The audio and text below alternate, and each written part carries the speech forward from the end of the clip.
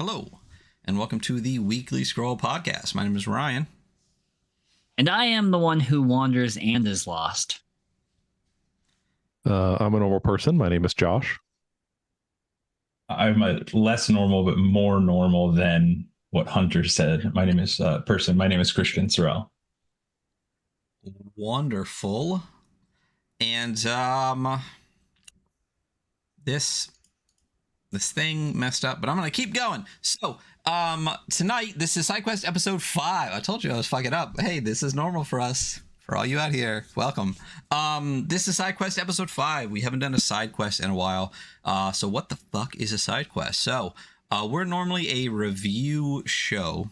And what we decided to do with a lot of the games, with 5 of the games we played, is to play them here on the show, and with a eye towards kind of teaching the game a little bit, in the hopes that if people listen to the review where we pretty much walk through the entire game and all the game's mechanics, and then watch us actually bumble through them, they will at least have a general understanding of how to play the game. So as I said, this is episode 5. We're going to be doing Cloud Empress. And I can tell you the exact episode where we reviewed it because it was literally yesterday. So it hasn't even been published yet. So if you're watching this, watch the one right before it. I think it's episode 131 probably. So Cloud Empress. Christian, what is Cloud Empress? Yes, Cloud Empress calls itself an ecological science fantasy RPG by Worlds by Watt. And it is, I would say, the easiest shorthand to get most people in sort of the correct mindset of the type of game it is that it's a little, it's like a little parts Dune, a little sort of like the first, like Star Wars A New Hope. It's a little, what's the word? The Miyazaki film. That's the big one. Nausicaa Valley of the Wind. That sort of think almost so far futuristic as to be almost slightly regressed a little, like the technology is advanced, but also people are living a little bit more pastoral, a little more simple, rudimentary lives in that way. And yeah, it takes place on a sort of distant, far future Earth, where now Earth is sort of the psychic center of the universe from all of the people that have lived and died here. And it's sort of a post-apocalypse type setting. You know, that's all there, but so far in the background that nothing from our modern time is likely to ever come up. And yeah, it's a world of sky cities and nobles, and then farmerlings and sort of commoner folks that live down on the sort of varied wasteland portions of the planet. And then the big thing specifically for this version of Cloud Empress, which is like sort of the first version, is it takes place during the summer of the Century Brood, which is where the Imago, that are sort of these massive cicadas that feed off of chalk, which is sort of this psychic magic infused substance that just by living on the planet, people take in over time, and it deposits in their bones. Imago feed off of that and in turn die and redeposit it into the ecosystem. So these sort of massive cicadas are starting to split up and go out and hunt various sources of chalk, whether that be an artificial one like a chalk engine on a ship, or that be the bones of a corpse. So just having someone die can be dangerous if that body is left unattended for long enough. And yeah, there's a lot more to it, but we can see, I think, the rest come out as we go in terms of the setting itself. But that's kind of the vibe you're looking at. And specifically the summer portion, this sort of summer season is one of migration and change. It's where people leave after the long winter in the sky cities and come down to the surface. It's when farmers from the surface maybe come back from their winter, sit out on their homesteads and come into town to buy and trade and stock up and have children and all those kind of things you don't want to do during the danger of the winter. So it's very common for parties to come together, whether planned or sort of ramshackle, to come together and travel the area at this time. And that's kind of the specific period within the setting even that Cloud Empress is set. But yeah, we'll run through the system. I mean, some of it's going to come out during play. I don't want to like bore too many people too much with systems specifically. I will say it's a percentile based system. If someone is familiar with Mothership, it is built on the sort of core bones of Mothership, but it's an entirely standalone game if you were to pick it up. And it does deviate from Mothership in some pretty substantial ways. But anyone who's played Mothership would read this and be like, cool, these are the tweaks. Let's go. But yeah, that's the big thing is you're going to make, there are checks, there are saves, just like lots of RPGs, but you're always going to be rolling D100 and trying to roll under whatever your stat or save is in that. The big carryover sort of from that Mothership is it has a stress and panic system where doing certain actions are going to build stress and certain like being exposed to certain parts of the world.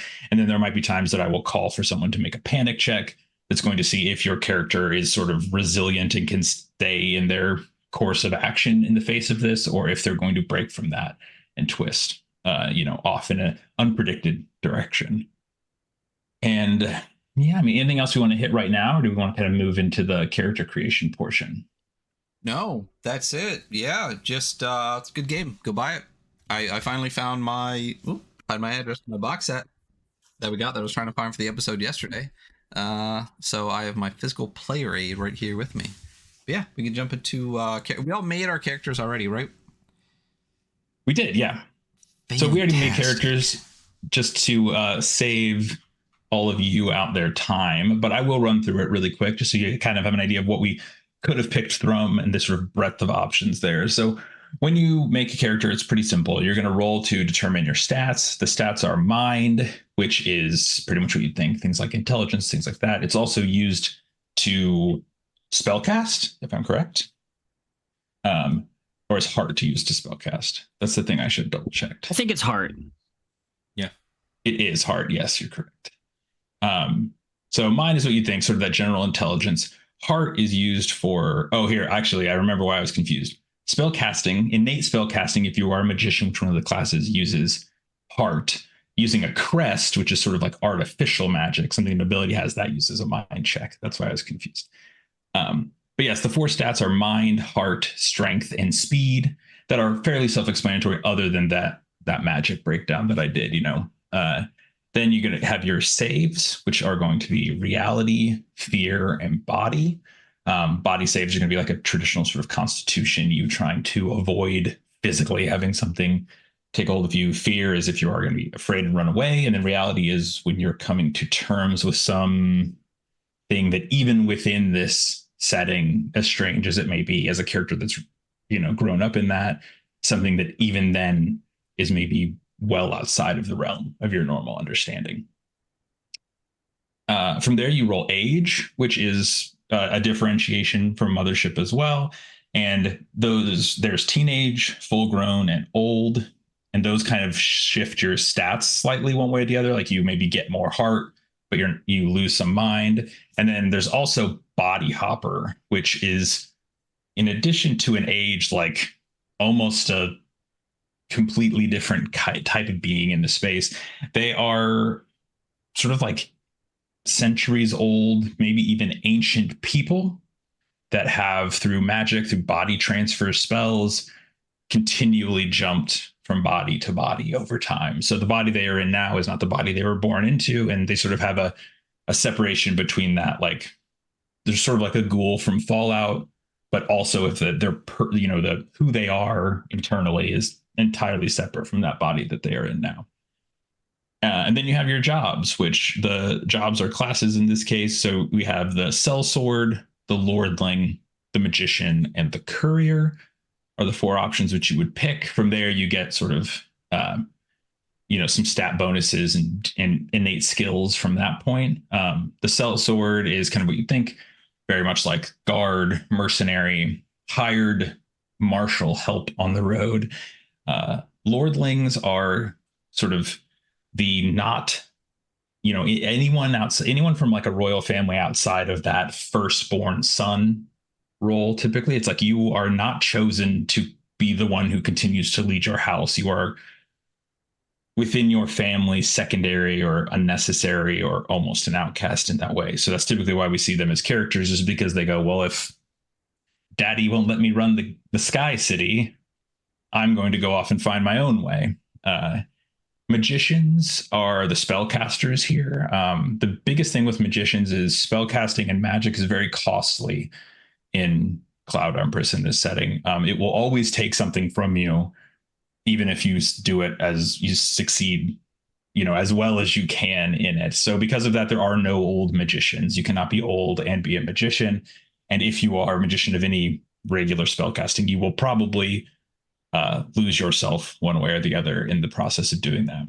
And then the last is courier, which is kind of the general work person of this surface. This is a setting and time when like things are very important. There's not really money in this setting. Everything is sort of trade and barter, and resources are very important from a survival standpoint. So the couriers are the lifeblood of that system. They're the ones who are bringing things from the sky cities down to the cities, going out to farmsteads to deliver things, to pick up things, to whatever. That is the courier.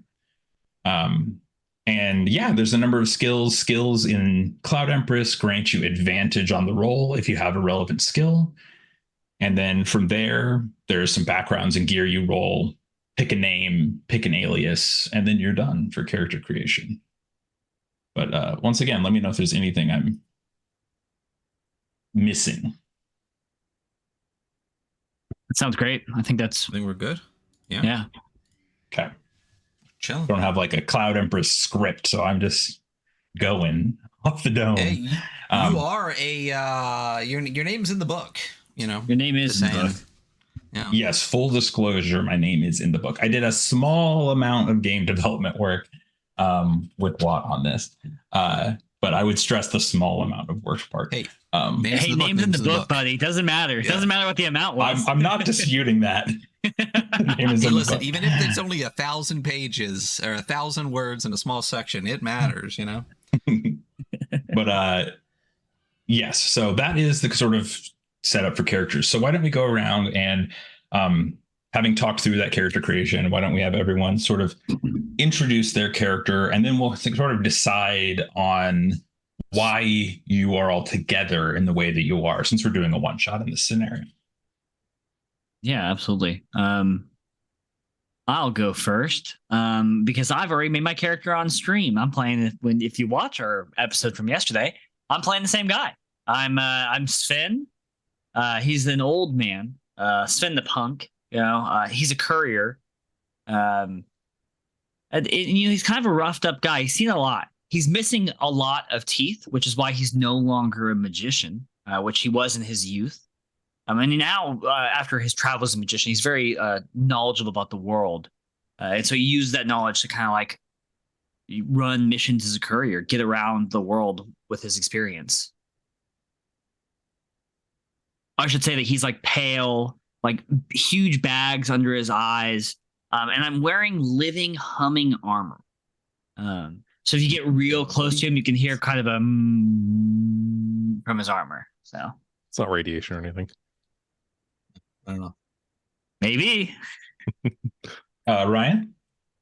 Yeah. So I'm playing Thorn, the Fearless, this full-grown gentleman. I will say one thing I love about the character creation, like I completely rolled this guy up and it's dope. So it's fun. And the reason you can't watch the episode from yesterday is I forgot. I had 6 hours to do it before stream and I just forgot. So but yeah, so that's me, Thorn. One of the things I love about the character creation too is like you get a background, like what were you doing before this? So I was chasing off a Mago from a breadbasket farmstead. That's where I was prior to this. And I come with full armor, which makes sense. I was fighting a Mago. And it is adorned with farmerling markings, polka dots, stripes, or flowers. We're going flowers for sure. I also I have a military rifle over my shoulder and a yellow sash that says the Order of the Broken Bread on it. Yeah. Are you an OBB member? I mean, if I got a sash, I got a sash. That's okay. my thought. Yeah. So I also have traditional braided hair. What is the traditional braided hair, do we think, for a gentleman sellsword? I think it's going to be like Anakin Skywalker's. There's no part of Anakin Skywalker that I want. No, the I'm Padawan. good Yeah, Padawan braid. Nah. I think for our sake of this, I think that's up to you. You know, that could be what. Probably depends on the specific look of the character. I mean, it could just be like he's got long hair and a French braid kind of a thing, or the like over the shoulder braid. I think the Viking French braid kind of situation is where we're at. Shaved on the sides and everything. I dig that. And I got 2 ears of corn with me. As part of my skills, so I got to take firearms or blades, and I was gonna go blades, but then I rolled and got a gun, so I was like, well, I guess I'll take firearms. And I get street savvy, but my other 2, I figured if he's a member of the OBB, and is protecting his farmland, has farmland armor, probably knows how to do some farm work. So I get the sense that maybe he was a farmling, grew up on the farm, became a sellsword, learned how to do what he does, went back to the farmlings and has been kind of protecting them. So that's my general background, and that's why I have like the armor and the OBB sash and all that. So that was one of my other skills. I took farm work, so I know the value of a hard day's work, and that is Thorn the Fearless. Awesome. And then Josh. All right. Today I'll be playing a Cloud. This is she/her, teenage girl. A Cloud is a magician, and the magicians, as we talked about, there are the miracle workers of the lowland wastes. They consume chalk and sacrifice their bodies in order to cast spells. Cloud in particular was traveling the countryside with a former companion before a encounter sort of split us off, and that's where I came to find this group. I'm attempting to find my traveling companion once again, but in the interim, joining a little bit of an adventuring party for protection. Now Cloud, as I said, she's teenage, but is wearing mostly a traveling cloak that covers kind of her hair and a good portion of her body. The one thing that is very noticeable about her is the horn that protrudes from her forehead. Which does, stand out in most crowds, even within the Cloud Empress milieu.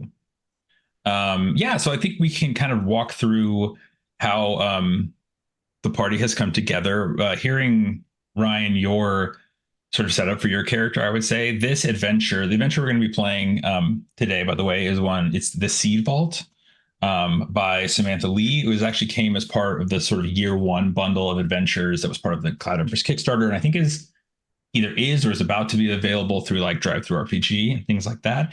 But a cool thing about all those adventures that came with that initial Kickstarter bundle book is that they can all be placed within the hex crawl from the Land of Cicadas, which is sort of like the setting book that came with Cloud Empress as well.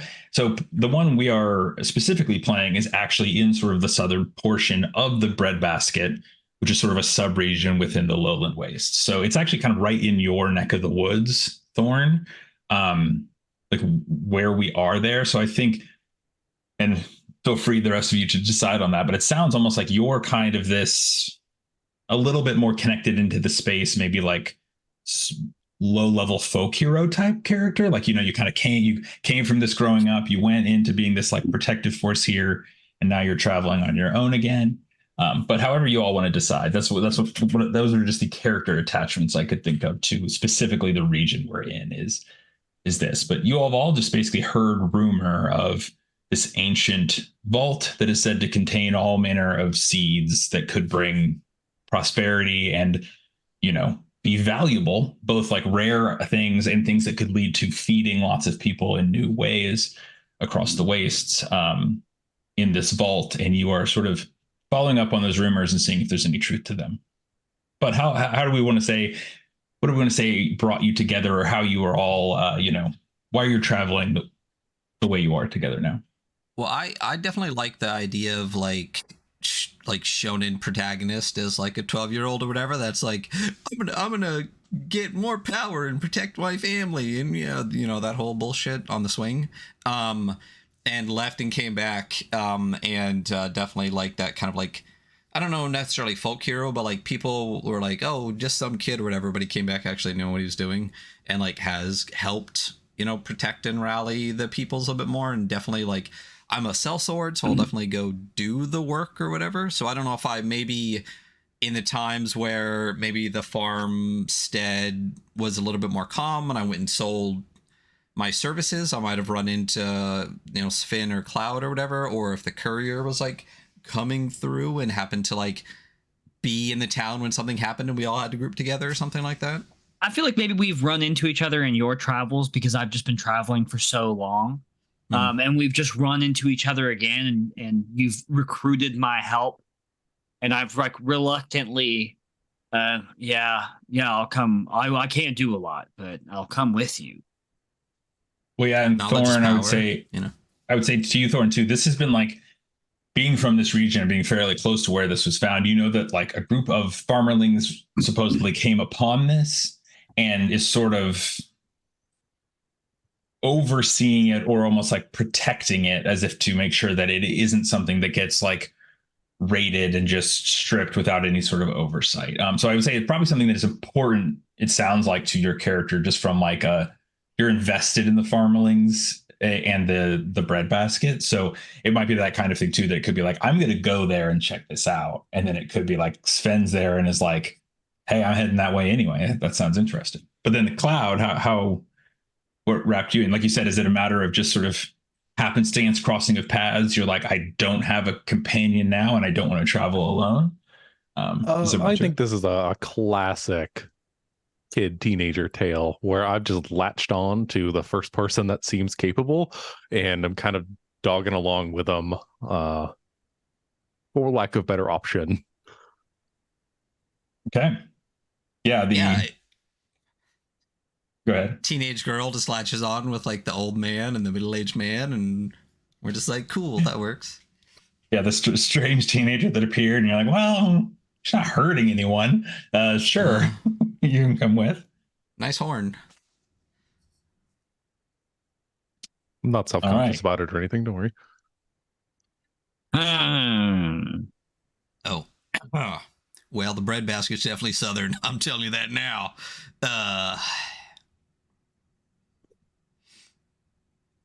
All right. Well, that sounds like a good traveling party reason as any. I mean, I even think just from reading sort of about this time in the Lowland Waste, I just think it's almost like there's that spirit of sort of travel and migration in everyone. Like it wouldn't be that unreasonable. Like you're especially not going to be like, hey kid, get lost, because I don't think this is the first time any of you have just had an unexpected companion for the summer. Yeah, it's that kind of time among the wastes. But we'll kick right into it. Is there anything else we want to hit into before we get going? No, I mean, it totally makes sense. Like, I mean, I just picked up Sven, the courier, kind of whatever. It might be just like a good happenstance of Sven coming into town, and I was like, hey, we've crossed paths a couple of times. If Cloud has let it be known that she is a magician, maybe we don't have one in town, and it'd be nice to bring magic with us to aid potentially in the protection of the vault. So it all makes sense kind of as kind of just like a good meeting of the, Samurai Champloo's or whatever, Sure. That's us. Okay. Well, yeah, that's where we'll kind of just jump right into it for time's sake. Like I mentioned, the thing that is cool is that this adventure has a location on the hex crawl. So we could be playing a much more long-term, open, player-driven campaign, and this could be something you hear about and just choose to travel to. For our sake today, we're just going to pick up that you all have arrived in this location in sort of the southern breadbasket.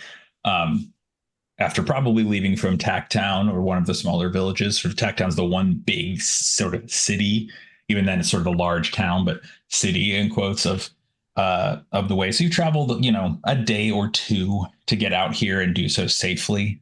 And what you've come to find is, all along the way, you probably passed another handful of people traveling a little before you, or you were overpassing, they were traveling faster than you, or that you passed over, who were following the same rumor that they had heard this, just a massive vault with ancient grains, juicy vegetables, medicinal roots. And especially on that way, you would have passed a few small groups of people that are suffering from something called the molting, which is this sort of unusual disease that is spreading across parts of the waste, where once you get it, your skin starts to molt over time, like your fingernails will be gone in a month or so.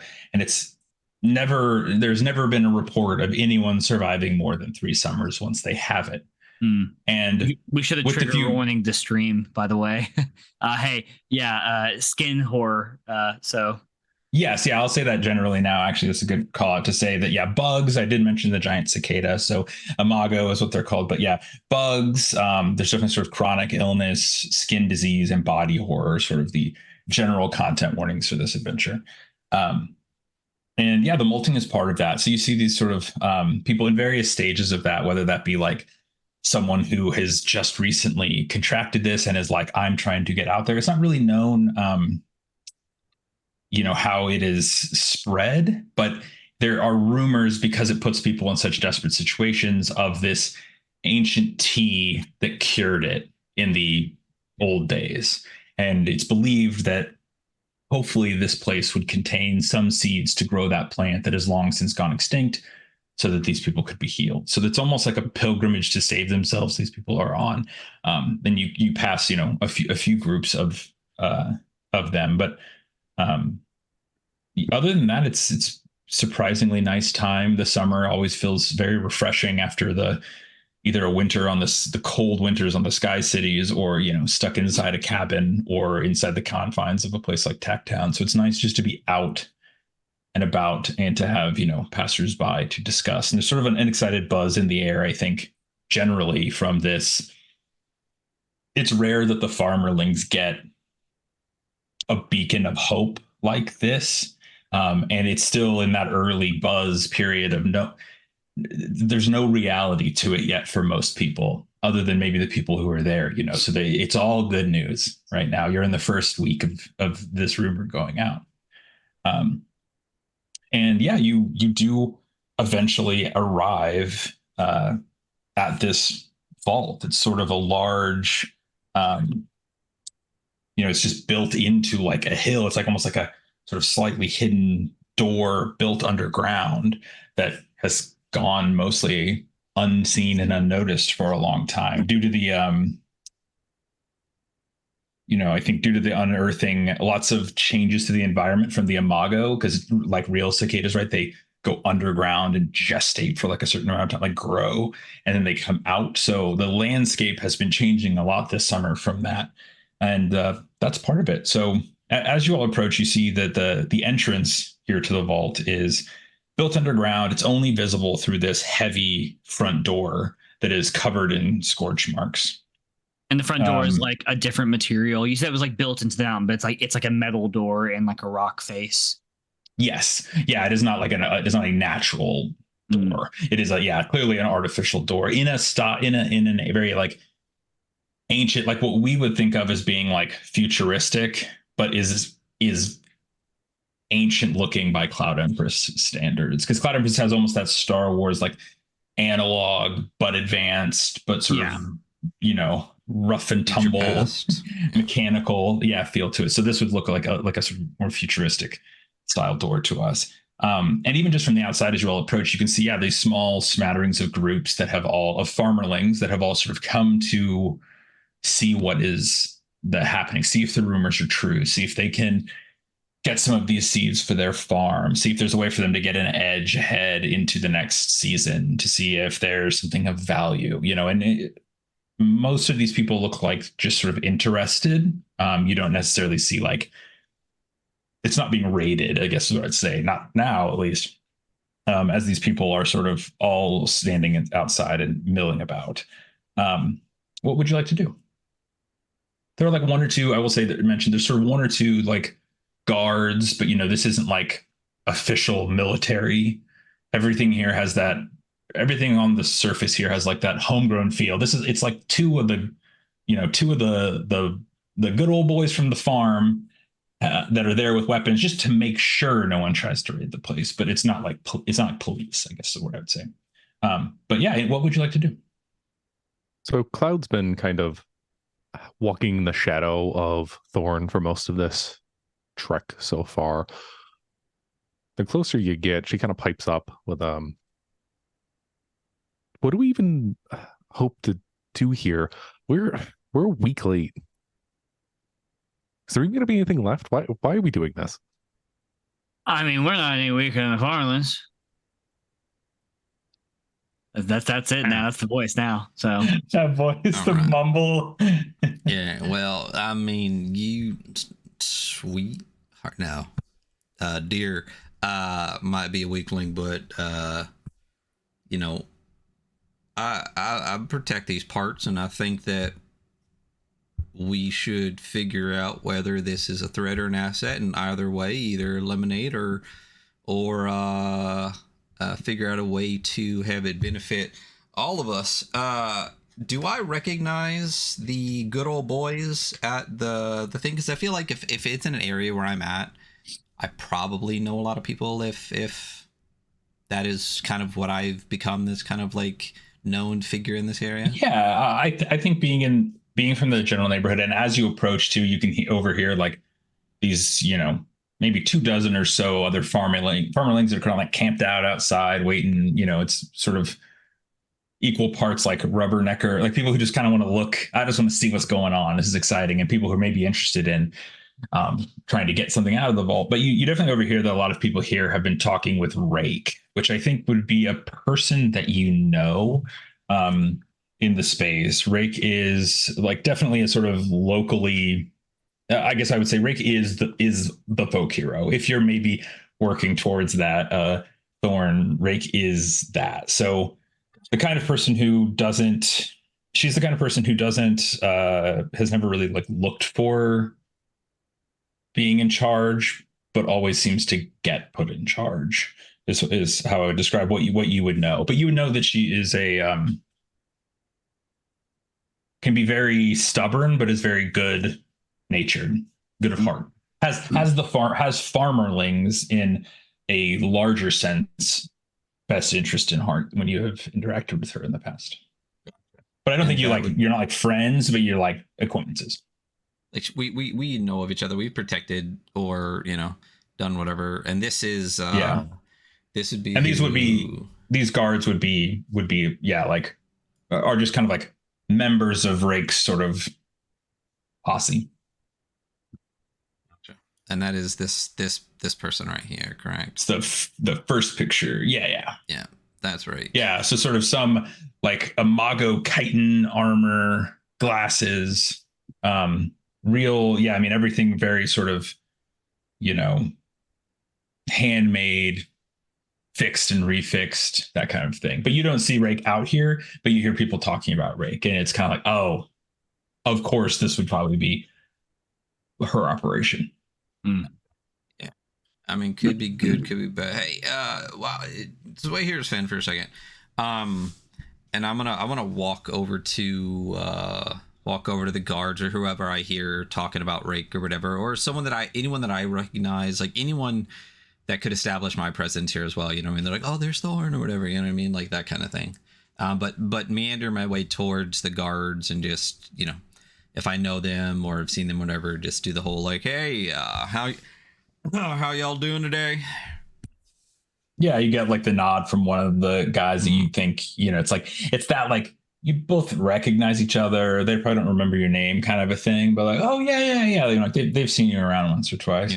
Yeah. Thorn. That's how's it going? This is big exciting discovery. Did you come to see what it was all about? Well, yeah, I mean, you got to, right? I mean, I guess and clearly we got an audience out here. We're gonna start charging admission. You should. And I hear a couple of them talking about Rake. She happen to be here? Yeah, Rake's inside. Just make sure if you go in, don't we're just trying to make sure I mean, obviously we don't want anyone taking anything out of here before we even know it's here, but you know, it's an old place, like an old building facility. So, you know, just be careful walking around in there. But I mean, you'll see more of the crew in there. But yeah, you can definitely go meet with her. Yeah. I mean, y'all know me or of me. You know that. You know, we gotta stick together and do what's best for everybody, right? Yeah. Hey, Sven, the other guy is like, just grunts. I just want you to know you call out and Sin just looks over.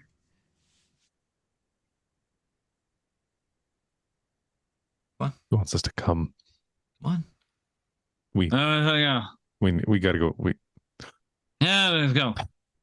So are you now just like that one guy from like the water boy who just like speaks in so Louisiana that you can't understand? I just have to remember he has very few teeth, and he's very incredibly old. So Gotcha.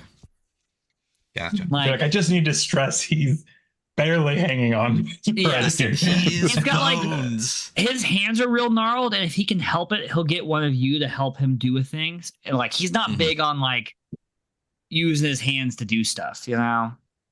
He's the kind of guy who's like, he'll have you pop open a thing and he'll stand over and be like, now put the thing and now connect the red and then into the yellow, and you know, he's that guy. Got the experience, but not putting in the work these days. Yeah. All right, so Cloud grabs Sven's hand, just does the drag. No, the moment you go for Sven's hand, he pulls his hand and he's like, oh, go on, shall I follow? But does start following. It sounds it does start following. Okay, yeah, you come over and are able to go in. So inside the lobby here, it's a high domed ceiling. You know, sort of several other members of Rake's crew in here as well. But scattered throughout this lobby, there are low tables, plush but very like rotted out and sort of emaciated, I guess isn't the right word for an inanimate object, but that feel, you know, very sort of dried out and crumbled, with aged chairs. There's a welcome desk sort of right in front as you walk in that's marked staff only. And then around the room generally are just a bunch of faded works of art, very dry, once again, like ancient, you know, crumblingly ancient looking relics of plants that were in these pots, and glass cases with a bunch of dried flowers under them in glass. It's thick layers of dust, sort of recently, you know, hand marks and fingerprints in this dust, all on top of these. But the biggest thing, sort of as you come in just to the right of like the far across the room, where it seems to be like a hall that leads further into the vault, you see this big portrait that depicts a person holding a wreath, shoulder-length hair flowing in the breeze. It's a very sort of like I don't know what, like Gothic, I guess I would say, style portrait. And they have their right arm is a mechanical arm with long pointed fingers, and their left hand is sort of covered in rings. And as you're milling about the room, there's a plaque at the bottom of that as well. I'll just give you the description now that reads Caspian the Collector. And yeah, like I said, collector, huh? Like a real asshole. Yeah, sure. There are a few of Rake's crew kind of like sitting there playing cards on these like crumbling old chairs, and you hear you say that. They hear you say that, Sven, and are like, "Yeah, get a load of that guy, right? It must have been nice having a place like this. I mean, heck, look at that arm. My buddy lost his arm. He didn't get anything that nice." Whew, I know, bro. The group playing cards they have that like they've been here for days and are desperate for any you know, sort of momentary distraction kind of thing. So they're more than happy to give a talk or two to you as well. Hey y'all, what do y'all know about this spot? They're like, I mean, I guess only a little more than you. There's a big room in there. You know, most people hands off, but just full of seeds. Like, I mean, stuff that, we're used to out here at the farms, but other stuff I've never heard of. Some people here say they've heard old stories about them, but I mean, a lot of exciting stuff. But other than that, it's just a lot of kind of old, well, like this. And he points at the chair. Like, I'm sure it was nice one day, but it's just kind of old and worn down now. But it's an odd place. We've been here long enough that there's kind of like weird sounds and creaks and weird stuff's going on. I don't know if I'm one for, well, I don't know if I'm one for ghosts and whatnot, but it's certainly, some weird stuff's going on. So there's just a pile of seeds in there. Oh, well, it's like a library or something. It's like a it's like a collection, I know what a library is. I'm extremely well read.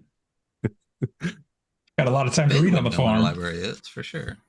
But yeah, he kind of describes it as this like tiered collection. Like it's a well documented, well preserved thing. Is what his kind of laid within. Well, I look at Cloud and I look at the direction which is indicating, and I'm like, yeah, when we went in, I kind of got absorbed in the painting. Like when you guys realize that I'm just like kind of like hands on my hips, kind of just really inspecting this picture. It's interesting to me. Well, yeah, shit, someone can take it with you if you want. What? Where's that? I said, we can take it with you. No, it's all right. It's a big painting. It's fucking. You maybe could take it with you, but it's very. I'll fold it up. Maybe on the way out. How about that? So so the people watching the stream, this art that is used right here, right? The cover for Seed Vault. Is in fact that portrait. Cool. Yeah, fantastic. Dope. It is a dope art, I'm not gonna lie. Yeah, and I would say the thing, as you were there, Thorn, sort of absorbed by this, like taken by it, whether by its beauty or some aspect of it, or just the strangeness of it in comparison to the whole journey you've just been on. The thing that you feel, that you kind of notice as you're like, you get almost that tunnel vision, like the background noise kind of quiets out of your head as you're looking at it, is you notice like a hum, like a quiet hum, almost like a shifting, or like like a tremor is almost even too strong a word, like a shift in the earth below, like a mechanism like falling into place, or like I would say to you, like Thorn, it's almost like, it's like when like a machine is on or something falls in like a downstairs apartment from you. Like you can just barely feel it through the floor of your feet. This sort of like a hum of something that wasn't there a moment before, and then just sort of like a slight shift, but only really because you're in this sort of reverie of like looking and doing that. Do you even take it in? Everyone else is sort of in the middle of this, talking, excited with the group, and doesn't, and misses that. Gotcha. Also across the room is someone else talking very excitedly to another group of Rake's crew. This is a sort of shorter, thinner, like young man, I guess I would say, in like traveling sort of cloak and hood, who's sort of having a very similar conversation to the ones that the one that you are all having with this group, having like, so like yeah, that's what's in there, and like, can just anybody, I assume just not everybody can get in, right? That's why you guys have like you got the guns and everything, and they're like, oh yeah, no, we can't let everybody in. So it's a very similar conversation, but he is very intense and excited, excitedly talking to them in that manner of just like, wow, this is really exciting times for us farmerlings. That this kid? Yeah. All right. I mean, I break my reveries. Finn's mumbling. If we see this kid, do I recognize him at all? You definitely don't. And when he says us farmerlings, you kind of go and give him a read once over, and he is definitely not born and raised on the surface. You know, he might think he's fitting in, but anyone of any real experience wouldn't. I would say, yeah, I mean, I would say probably all of you, but especially you, Thorn, and Cloud, maybe even, you would probably be like, no, I don't think so. Like he looks like he's probably someone who was raised in this city. He's a cloudling of some sort, essentially, who is down. And you would guess recent. Like there's certainly people. You know, this isn't like it's not a bifurcated society. It's not like there's no crossover migration from one to the other. But he seems like recent. He's like, it's not, you know, he seems like he put on his farmerling clothes. He's fresh off the barge. Yeah. I look at he has $100 faded jeans, you know. Yeah, he has a surprisingly sort of like a refined air. The big thing here is that, like, just from any moderate distance, being halfway across the room, you could just like look at like his hands, right, and know. Soft hands, brother. You fancy, huh? I look at Thorn, and I look at him, I squint, and I look at the kid, and I look at the kid, and I just stare, just like, what do you say about McFarlane? I mean, I'll tell you right now, they ain't no fucking farmerling. That boy, born in the clouds, soft hands. Yeah, and you hear him talking again to the guards, just being like, so like, what? I mean, obviously, a lot of people are gonna want into the vault and see and everything, but like, what? You know, is Rick taking favors? Like, is there anything? Like, what can I do just to try to get in there? I mean, it's just exciting to think what all's in there, but I'd love just like 1 or 2 C's. If it's a whole vault, they gotta be able to spare 1 or 2 for like each of us, right? And kind of looking around, and the guy's like, well, you know, Rake's still hearing from a lot of folks, so you know, it'd be pretty hard pressed, I think, to get yourself in there anytime soon. That kind of thing. What would you like to do? I'm just gonna talk over him at some point and be like, hey, so where's Rake at?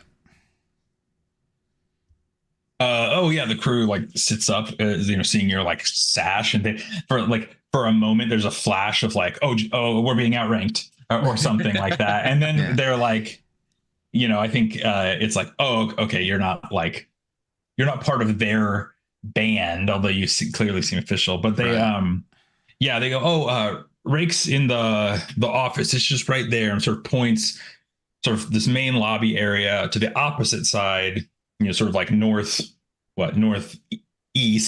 of the entrance. There is a door that leads in this door labeled offices or office. Okay. That is where they gesture towards Rake being. All right.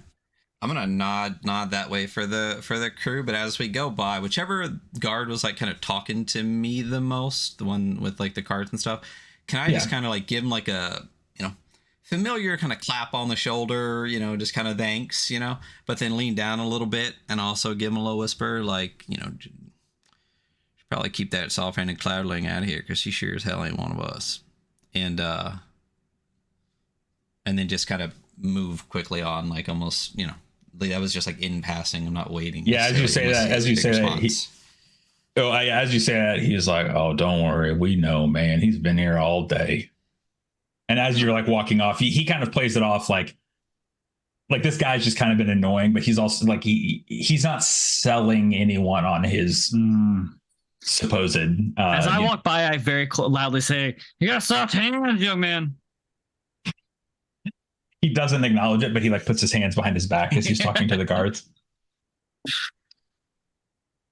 Okay, you make your way into the office. So the office here, it's a few desks sitting under sort of like flickering lights that are, you know, sort of hidden behind like translucent plasteel kind of overlays, you know, just these flickering shape, like longer tube kind of lighting behind them as you come in here. dusty books, yellowed papers sort of scattered across all of these. And Rake is here. You come in and, I guess I would say, other than, let me make sure there's nothing else in this room of note. Yeah, I mean, that's the main thing. You come in, you see Rake and this stuff, and sort of taking some notes. And as you're coming in, like one farmerling is walking out, having just met with Rake. Rake kind of looks over and is like, recognizes you, and it's just like, Thorn, you decided to find your way over here? Wanted to see what the fuss was about? Yeah. I mean, we got to, obviously there's a reason you're here. So yeah, we stumbled on the place about a week ago. I mean, there's never been anything out here other than an old field or two, but suddenly turned the corner, Earth's upturned, we got ourselves a door. So, I had to peek in. Yeah, I mean, of course you got to, but so that's what happened. I mean, it ain't like we ain't seen this before. It just suddenly upped and rose up out of the ground. That's what happened. Well, I mean, it wasn't, we had patrolled around this area a while back, but it wasn't here last time. But I assume it's an Imago or two had come through this area, something unearthed it. This, wasn't here last month. Certainly not last summer when we were around. So, well, this was here, but we couldn't see it, I mean, I think this has always been here as long as you and I have been around. But yeah, I'm just kind of taking stock of it. We're trying to take stock of everything, both what's inside the collection and the vault itself, and trying to, and she kind of like leans forward and like you could feel this sort of like, like leans down against the desk, this like burdened kind of expression is just like, I'm just trying to make sure I do my due diligence on this and make sure that this all goes to the best places possible. I mean, the last thing I want is like, we just come in and grab all this stuff and we're eating good for the next 5 years, but the rest of the wasteland starving or something. I figure this could be a big win for all of us. Yeah, that's lordling behavior, and that ain't us, Y'all clear inside yet? I've got some of my crew. She like looks and like has to like, she has a moment where she has to like decode what you just said.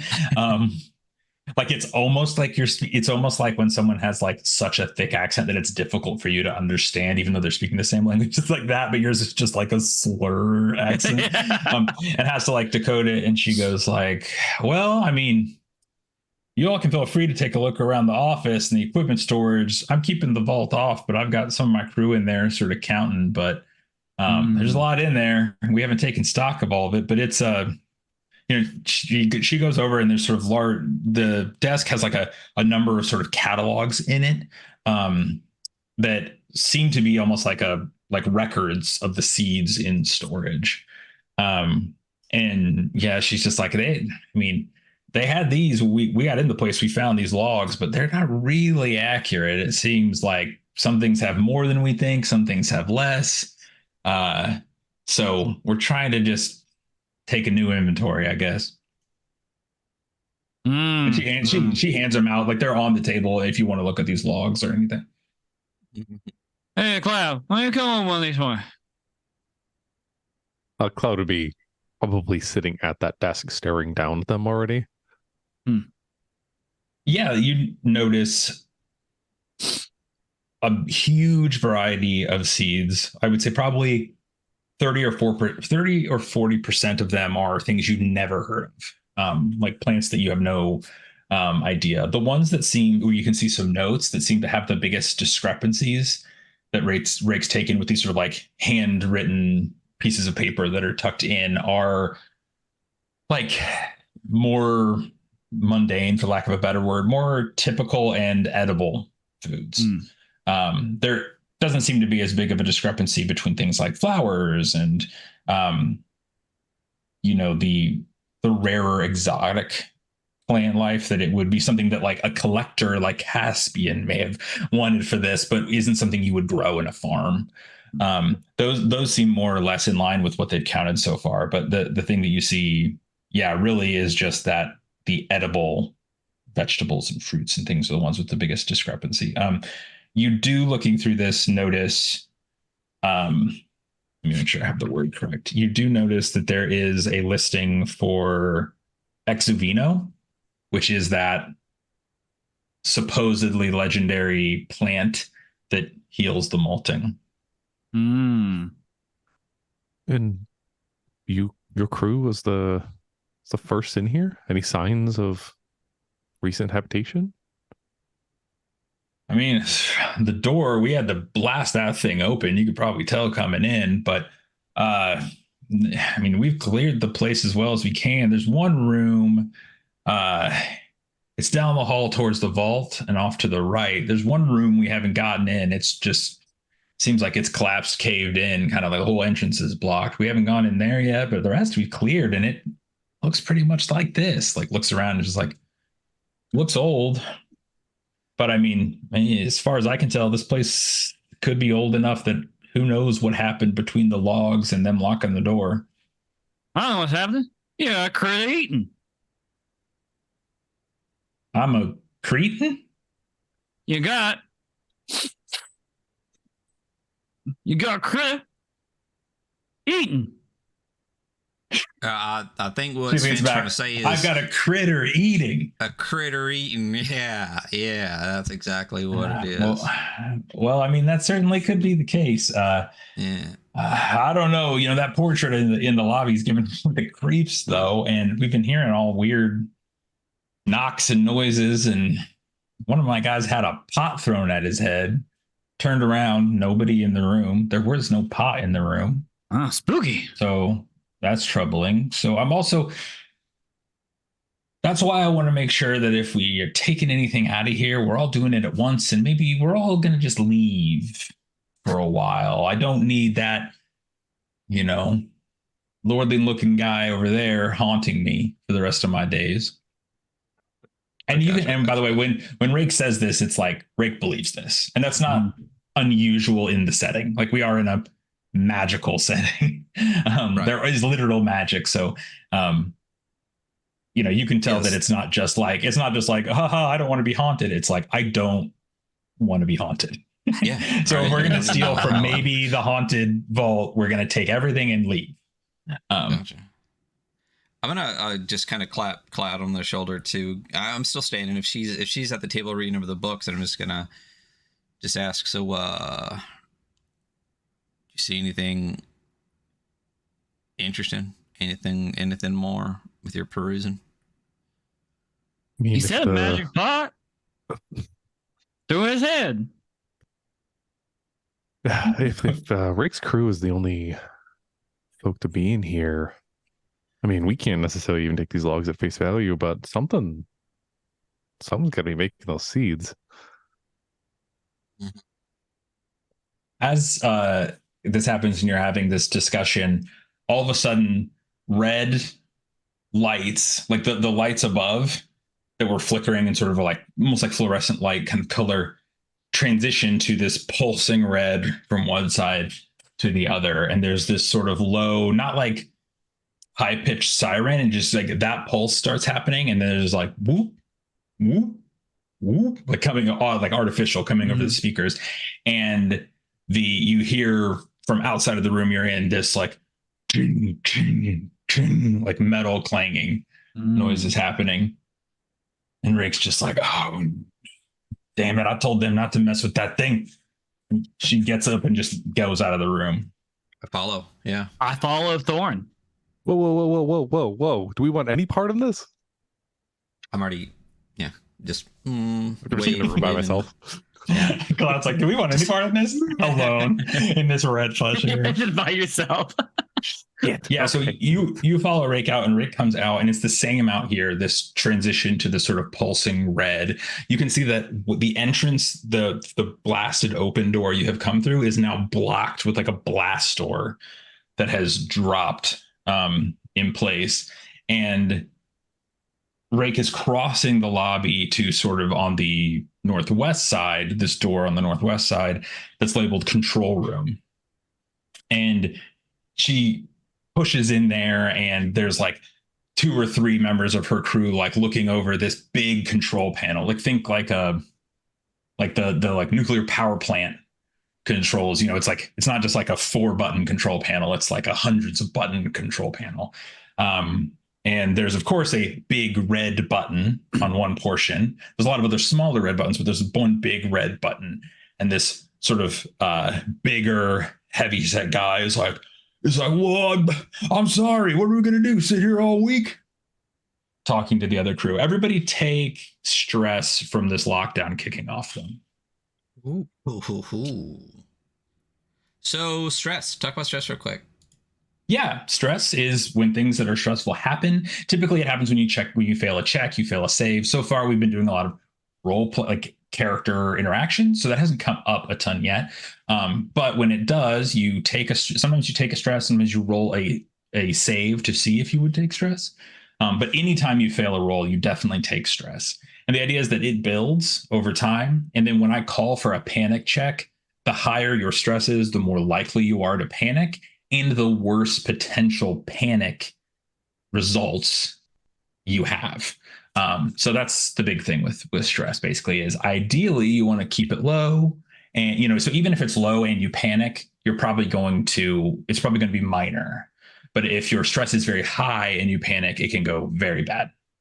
But yeah, that's it. In this case, it's literally like you're in the middle of this situation. Something stressful happens, but it could be a number of other things. When you take wounds, when you cast spells, when you draw a weapon or have a weapon drawn on you, those kind of things. And yeah, you come into that, and Rake just starts like laying into this guy, sort of pushes everybody back away from the control panel.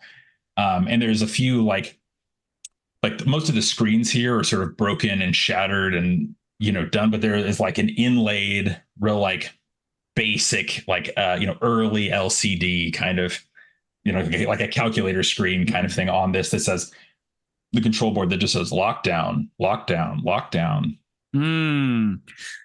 Cloud, come be my hands. And Cloud's like running from the other room behind you guys. It's like, God damn it. I do not want to die in here. That's right. Come be my hands. So she kind of like skitters up there and it's like, what the fuck? Hands? Yeah, I'd like to try to like walk Cloud through disarming this. Okay. Do you know how to disarm this? I'm going to say this is going to be a mind check. Yeah, can I use tinkering as well? Yeah. Okay. Skills just give you advantage, right? Yes. So you're going to roll D100 twice, and you're going to take the lower result because lower is better in the system. Okay. And you're trying to roll under your stat. So like, what's your mind stat? 59. Wow. You are really actually smart. Benefits of age. Yes, he's there. Certainly doesn't come across in your talking, but that's okay. He's incredibly intelligent because genuinely, because when you get old, it's like plus 20 or whatever to your intelligence or to your mind. So I rolled a 34 and a 43.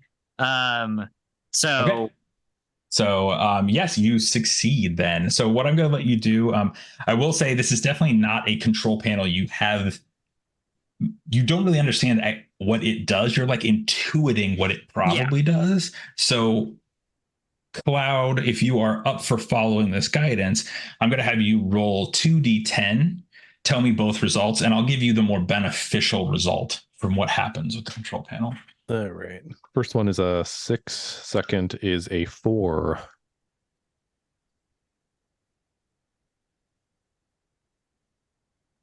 This is putting I'll ask you this, Hunter, since you were the one who rolled the successful mind check. Would you rather have a fire start somewhere or the power go out? Oh, I don't know which is more beneficial. I mean, a fire but one of these things happens. Might gets everybody out of here. So, well, if it's locked down and the fire starts, we all die in here. I'll say a power outage. Okay. So you follow this advice to the letter, Cloud.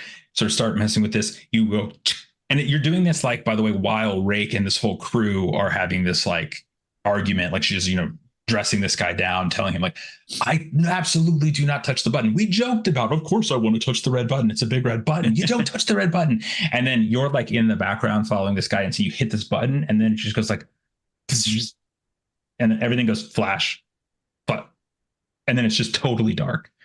Like the lights go Across completely out. the facility. Yeah, across the whole thing. And you're underground and you're in a thing. So it is pitch black. I was just the hands. Everybody turned off. take another stress. As the lights turned off and you realize you are locked in an ancient vault. Shit. Rake starts yelling around, being like, "What now?" And you can just hear this like sort of shuffling and like people rummaging through their items and stuff as this group here and from the lobby, people being like, "Hey, what's going on?" So Cloud's kind of like, shit. Hold on, I got something for this. And you hear her start chanting a spell. Ooh. Okay. So we're going to get ourselves a spell. So I'll explain spells real quick. So to cast a spell, you did mention before that spells take chalk, which is that sort of psychic energy infused material that the Imago eat and feed off of, and then sort of gathers over time in the bones of everyone just from living in this environment now. So you have to consume one or more sticks of chalk, which is something most magicians carry with them. You have to recite the words. Then you're going to take one stress. You always take a stress whenever you cast a spell, and then you're going to make a heart check. In some spells, depending on what Cloud is casting, you can consume more chalk to have them do more beneficial effects. Okay, so I'm going to attempt to cast Illuminate. That targets the caster or nearby character, summoning a brilliant ethereal lantern to hover over their shoulder for an hour. Now, this does have some consequences. We can talk about that later. I am going to attempt to cast this upon Thorn so that ethereal lantern will pop over their shoulder. Okay. So you're going to make... Oh, go ahead. I have a skill in spell casting as well, so this will be at advantage. Yep, yeah, at advantage, and it is a heart check. Heart. All right, my heart is 31. The first one is a... How do I read? A 12.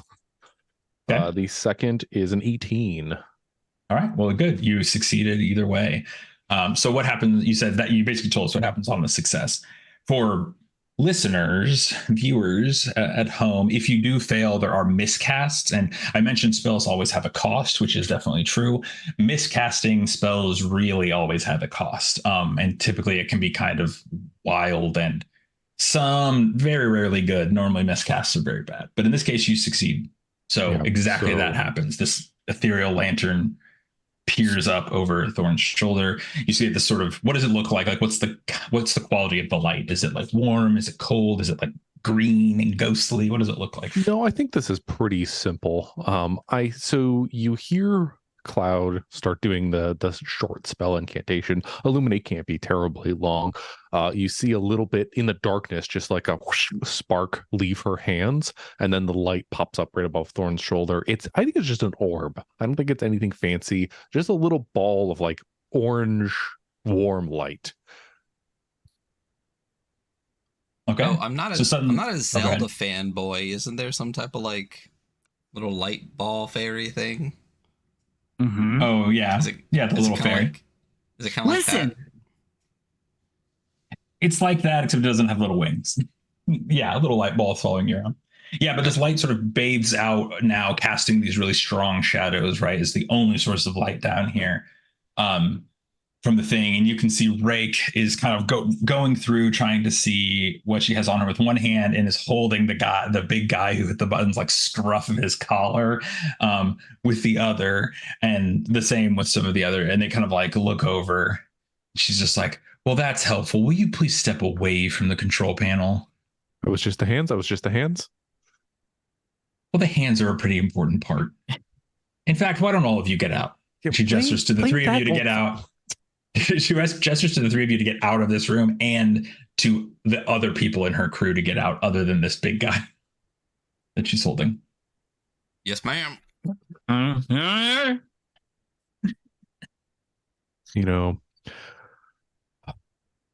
that one's on you, Sven. We turned the alarm off. We did turn the alarm off, yes. Yeah. Go ahead and let me see here. I'm rolling real quick. Who's number 2? All right. Well, Thorn, you got rolled, so it's you. Go ahead and roll a body save for me, Thorn, as you start to make your way out here, out of this room. Dope. Sick. Awesome. Let me look at your body is 48. skill. Okay. Yeah. So it's just gonna be a straight one, like no advantage or anything from skills. I don't have any. I'm not farming. No, it's not a farming related. Does the illumination of the light help? You're trying to avoid being hit by a thresher. Yeah, no. Does my will of the wisp help me? Do I see the light it? does not help. I'm not getting you advantage damn in it. this case. Oh. I rolled a 2. That'll do it. Just so people know, criticals are similar to Mothership. Criticals are when you roll doubles. So if you were to succeed and roll like an 11, a 22, a 33, that kind of thing, if you fail and roll doubles, then it's a critical failure. It was a 2. 2's pretty good. Is a double of 1. That's true. Moving on. We're doing math lessons here. Everything is any round number is a double. So I deserve crit. So yeah, give me 1 second to do this. What am I looking for here? This is what I'm looking for. So you are going to leave with the rest of the group behind you, and sort of Cloud and Sven, you see like a flicker of this shadow before this terracotta pot just over the armor on Thorn's back. And you would take 1 damage. I assume your armor just eats that. Just by a couple. Yeah, because you've got heavy armor on, right? What is your So armor? basically- Is it like 7? 7. That's crazy. So this pot just shatters over your armor. It doesn't do any harm to you, but it's certainly startling. And yeah, you kind of just like turn and look back. And since you did roll that 2, I want to say when you turn and look back, like your reaction time is really quick for this unexpected thing that just happened to you. You turn and look back, and you see that on the back wall there is it almost just looks like a panel of the sort of metal-ish, like metal alloy wall paneling. One of the panels is open, and you just see this like half of a body go back behind it, and then the panel slides closed. I want to race to the panel. Okay, you go over there, and it's, yeah, like I said, it's like, oh, there are, these big sort of floor to ceiling panels that go along. You can see where they're sort of like riveted in the corner. But once you come up to this, especially since you have this light, you can see there's an area where there's almost like an inlet, a very dim, it's like, it's a light, it's like an LED or something that's behind the surface of this alloy, like where when it's glowing, you can see it, but there's nothing out here. But it has that and like a little glowing area that you would definitely recognize just from other things you've seen, where it looks like a tag reader, like a security card. Like there's probably some sort of like fob that you would hit to this. It's probably like a service tunnel, some sort of like a hidden door. Is there a seam? Yeah, definitely. There are it's like, it's like this whole room has like maybe 6 of these big panels going from this side, the left side of this room to the right side, and this is just one of those. So there's definitely a seam between them. Okay. Rick's like, I told you to get out. Hey, now,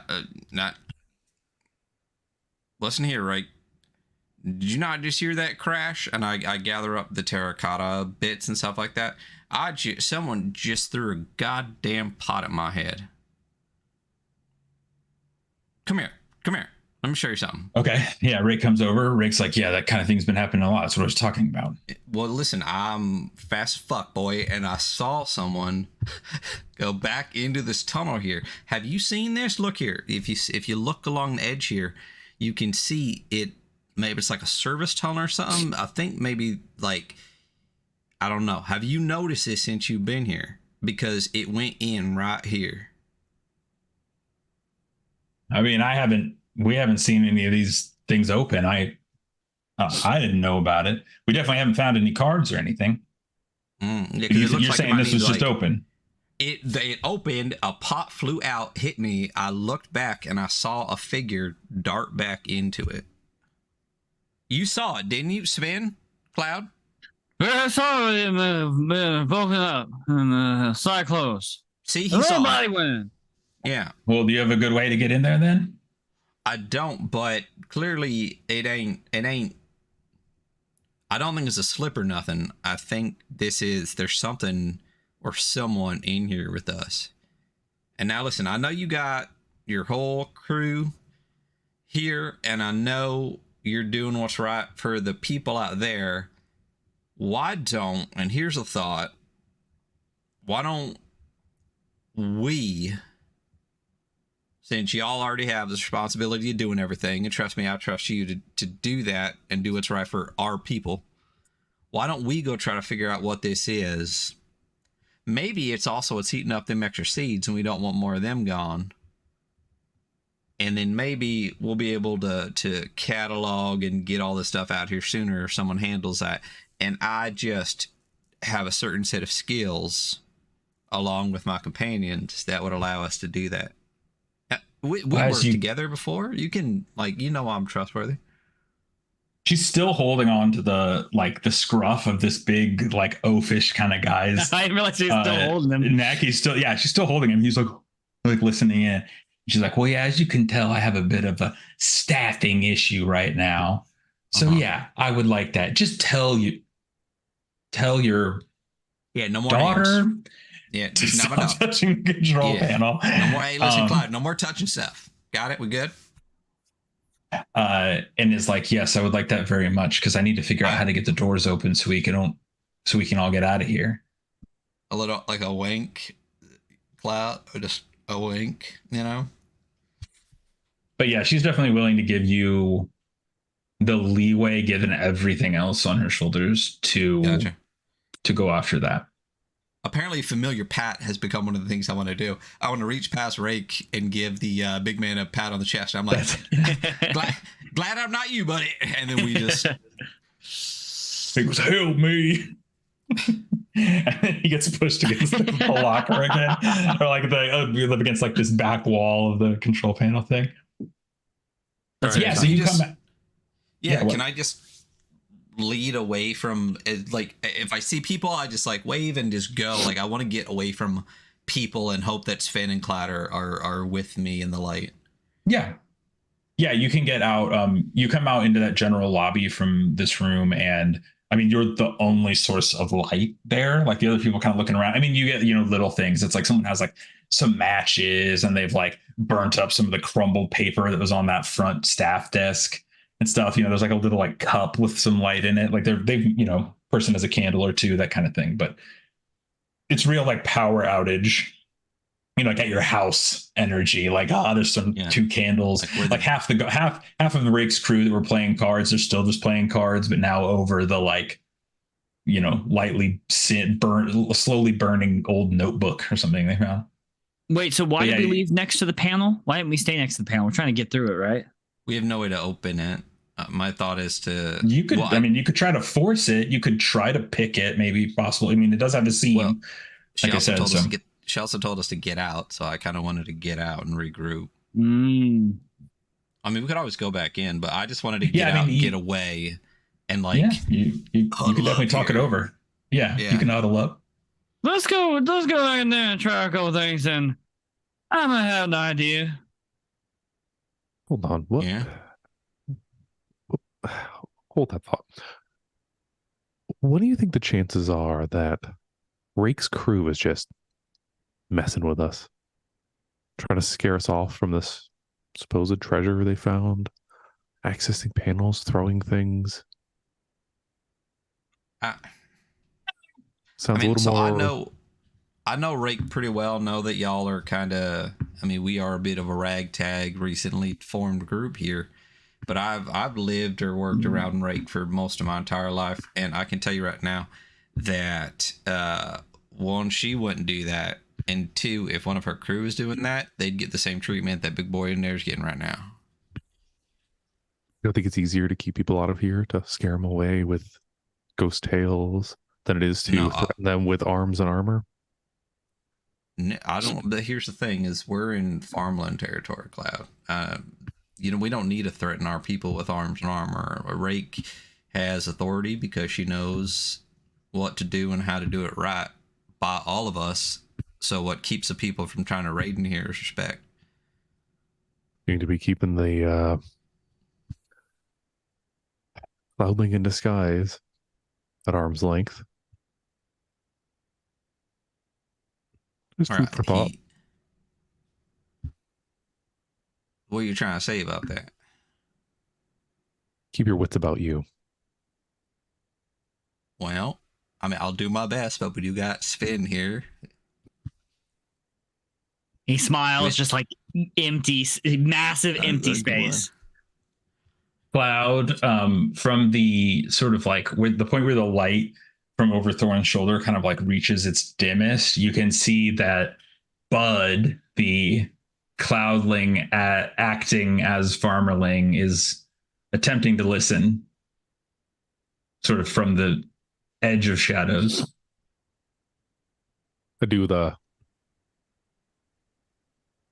We all just turn and stare. Absolutely. Like at the same time, me and Sven both just. Yeah, but it's like, oh, hey, the door out here is closed and locked, and I feel like we can't get it unlocked here. So like, we probably need to go in deeper, right, to find like the master controls or something to get it out. Hey, there's no we. There's us and there's you. There's no we. There's no we. Okay, I'm just trying to help. Why don't you? Why don't you go back and go take a bath, son? Yeah. I mean, I'll go. Okay, I'll go take a look on my own. Yeah. How about you don't go take a look on your own? Where's the? Where are those guards at? I feel like maybe they're literally there to keep people like you from getting in here. Yeah, they're still around, even though the lights are out. And from your light being here in this room, you see Bud go over to like the hallway that would go further into the vault, like towards the vault, where there was also that hallway that Rake mentioned, there being like a collapsed in entrance to a room. And seeing the light and everything, the guards are just like, no, you're not getting in. You weren't before. You're especially not now. Stay here. And Bud backs up. Let's go back to that. I wait for I get close so that the kid can. I'll go back to that panel.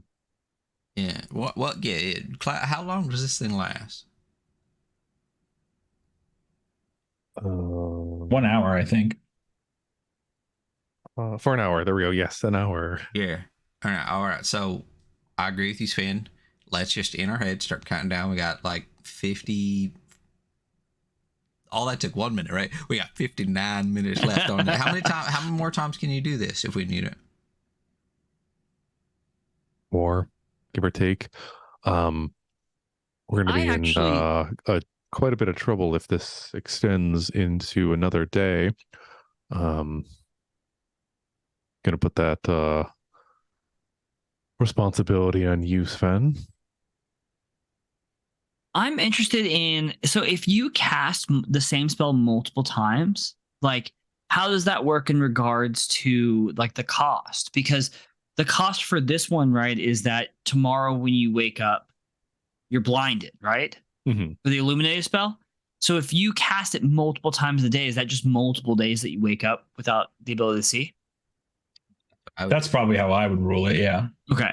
It's like, I would say if you cast it 5 times in a day, you're going to be blind for 5 weeks. Yeah.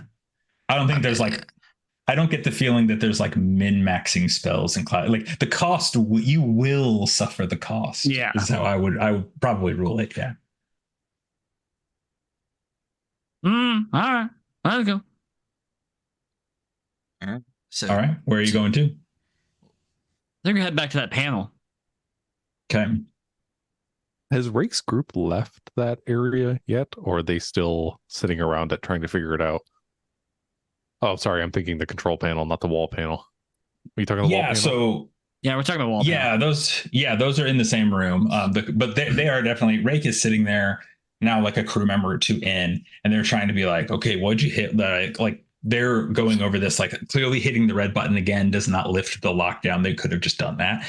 Trying to figure out what else to do without messing it up, tampering. Like a guy's looking down and there's like metal cabinets like below the desk and trying to be like, I don't know, is there like a manual for this thing? But you all come in and are able to go to like the far side of, it almost looks like like a server rack kind of thing. It's like you go behind that to the far side where the north side of this room where the panel was. All right, so Sven. I have a saber, and I kind of pull the blade out and look to see if the gap is large enough to slide that bit of, I don't even think it's metal. This is probably more of like a ceramic composite saber. Yeah, just slide the blade slightly into the crease there. Yeah, and not necessarily to pop it quite yet. I want to see if I can get it in and just like fucking root around. Yeah, it'll definitely fit in there. Okay. With the saber. So I slide it in. I look at the other two. And I try running it up and down.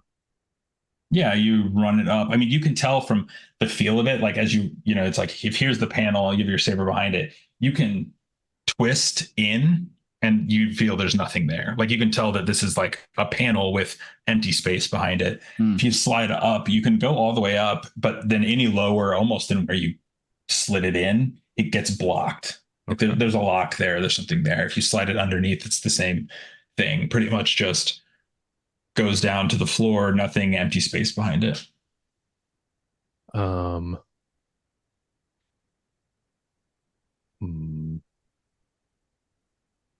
How sturdy is that lock? Is it cuttable with this blade? If I just rammed it down into it, could I slice through, or do we need something more substantial? I wouldn't slice through. So I would say, yeah, it'd probably be more like you need to like hammer and wedge. Like you could maybe get through with a saber, but you might be wrecking your saber in the process. Okay. So Cloud, I slide the saber out. Look at the two of them. There's cavity back there.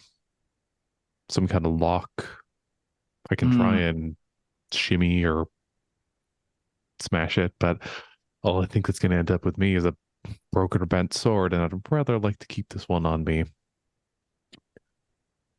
Do you guys have anything that have anything that can burn through a lock, open a door, find a cavity? Listen. I'm gonna do a thing. I don't want y'all tell nobody that I do this thing. Your secret's safe with me. Yeah. So I hear nothing, I see nothing. Yeah, he looks behind you two, and like, can anyone see us right now?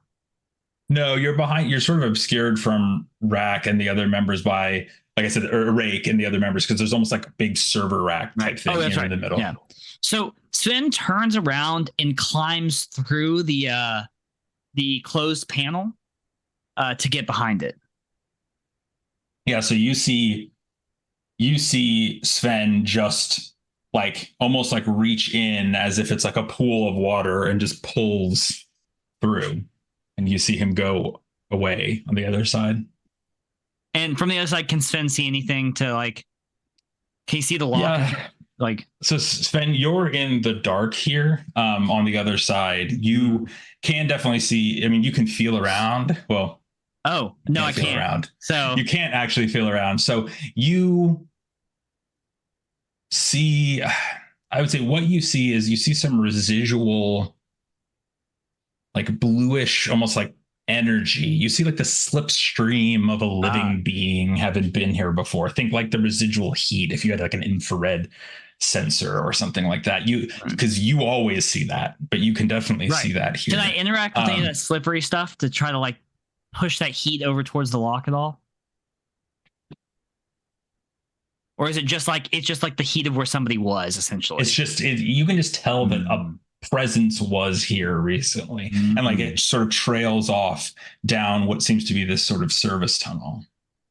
Like that's almost the most you see here. So Sven sticks his head out and then recounts like what he's seen. Okay, but what the fuck are we seeing, Sven? You're in a wall. I'm not Cloud. You see this, right? I am no stranger to miracles. This one perplexes me. I didn't. I would say Cloud. I was in an accident with the Mago 2 summers ago, and you know, ever since I can't really touch much, but I go through things fine. Cloud, you would definitely know. Gently like smack him, but like not really, like just a can I like pass it straight through? If he lets you, you just pass through. Cloud, you would definitely know this. You would definitely know this affliction that Sven suffers from just as a magician, which is, and if I mean, it would have taken you by surprise and be like, is this magic? What is this? But now seeing it here plainly in front of you, you imagine Sven as a wanderling, someone who died and only half slipped away, and has probably been, you know, we get like the montage flashback of every time you almost touched him but didn't, and he asked you to touch things but didn't, and never touched anything, always asked for someone's help. And you see that light bulb. Bing! Oh, he's a ghost. Oh, you tricky son bitch. Well, you know, I gotta keep myself going to trust, you know. It's funny. Is your tongue extra ghostly, and that's why I can't fucking use it right, or what? He stops laughing. No, you listen here. I lost my teeth. My magic. I think that'll happen before the wanderling rich to buy you some veneers or something, bud. So yeah, I mean, like I can't physically interact with anything, but I can follow this trail a little further in and see if I see anything. But yeah, I actually have something that I'll drop for you in our DM. Well, actually, I'll just put it in the DM for everybody now, so you can all see it. Oh yeah, me and Christian talked before this, and I was like, hey, by the way, like I just don't want to put this on my character sheet, and I just want to play this bit out as long as I can. So good job. I'm always down. We'll riff your bit, buddy.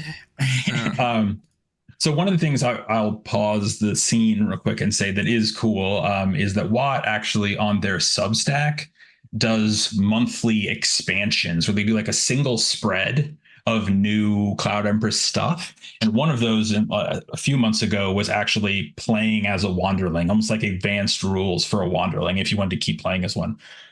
So I just posted that for you, Hunter, if you want to look at it. The big things to know if people are interested in this, the way this typically happens is you would roll a character and play them. And then when the first time you die, there's a chance you don't die. Actually, you're more likely than not to not die, but instead take a curse. And one of the curses is you can become a wanderling. So the way they work is wanderlings have a single wound. They don't take damage from conventional means, but they can be harmed by anything chalk related. So spells, press spells, imago, other things like that. They can only physically interact with slip related things and ancient relics. And wanderlings are drawn sort of magnetically to them. And I would say now that this reveal is out, Sven, that's the thing you felt since you came in here. And maybe even the thing that originally put you on generally this direction is that in that vault, there is a relic. There is something that is harnessing these sort of ancient, powerful connections to the slip, things maybe that led to the downfall of the old world into the world that it is now. But you know that it is in there and you want it because relics are a way in which you can bridge the gap again. They're a way in which you can interact. You know, they're like because they are slip related, you can wield them to interact again. So you definitely feel that draw and that hum, and that's inside the main vault. You know, down that hallway further. That's right. From behind this panel, that is what you can see. Unfortunately, I would say you can, you know, I'm going to say, we'll say that wanderlings, you know, you can't interact physically. That's a pretty big knockback. So let's say you have like low light vision equivalent. You can look and see, and you could relay like, oh, it's this kind of lock. There is a latch, like there is a release on the back. So maybe that's the kind of thing that they could shimmy something through and press that with like the saber from the right angle. You could guide them through that to get this open, even though you couldn't open it yourself. Okay. Yeah. So it's like, hey, take the saber and put it in the lava gallery. Oh, by the way, both Cloud and Thorn take stress, and I would say roll. I don't know. I was going to say roll a panic check, but I don't know if it's panic check worthy to see him go through. I think roll a fear save. Actually, that's what we'll do. No, roll a reality save. Sorry, reality. This is in reaction to seeing him go through and then come back out and be like, "I'm a wanderer this whole time." I got who raised my stress? My stress didn't go up. No, yours didn't. Oh fuck, buddy! That's That's my bad, dude. I'm on you. How dare you? I have a skill in mysticism. Does this count as mysticism? Yeah, you could roll with advantage on it. Like I said, out of everyone here, you're the most likely to be like, oh, I've interacted with a wanderling before. But there is still a chance that having one among you, as long as it has, is maybe troubling. Well, that was good because I got a 94 and then a 7. Okay. So yeah, I'm going to say take one stress. You would have taken more. Take one just because like it's less the wanderling nature and more a secret of that magnitude, having been a part of this party for at least several days without you knowing about, that's just unsettling. Like you thought you at least could rely on these three, and now there's a whole shift in that. What about you, Thorn? Oh no, I failed the shit out of it. I thought I passed it because I was on the wrong sheet. Because I rolled a 30 and I was like, oh yay, 35. And then I was on Sven's sheet and I rolled my sheet and I was like, oh yay, a 19. So I failed. Yes. So go ahead and roll a panic check for me. Dope. Cool. And to describe panic checks, because I think those are actually slightly different here, if I remember correctly, than in Mothership. Let me go check. I think in Mothership it's a D20. I think here it's a D10. Might be making that. Go look. Yes. So you're going to make a panic check. You're going to roll 1d10. And then if the result is greater than your current stress, you don't panic. And if it's lower, then you're going to tell me that number and I'll tell you what it does. Oh, so just a 1d10? Yep.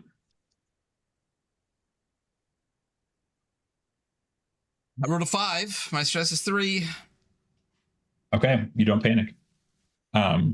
You have that initial, you have like the moment fleeting, like I said, like that, like what I described in Cloud, that like almost like betrayal / I think for you more than Cloud, that like, what is this? Like, what is happening? What is Sven being as he, but you manage once he pops back out and is still friendly old Sven, mumbly as ever, you kind of like quell that down inside yourself. Okay. So no one panics. All is well. For now. Good. Oh, I need to make sure, by the way, I want to make sure that I'm checking all the job conditions. So, okay, you didn't panic. So job conditions are a thing for viewers that each class has that are sort of compounding problems. So, for example, Clouds is when a magician's mind is muddled and it is time to worry. So if Cloud failed a reality save, everyone nearby would take 1 stress.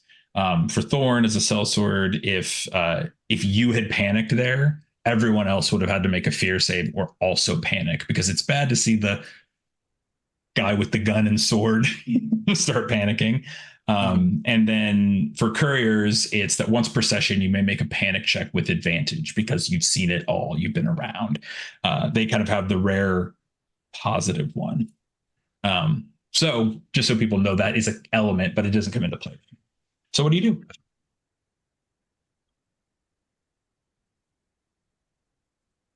Did you know? Oh yeah, I think I was trying to guide the saber, trying to talk you through wiggling the saber through this lock.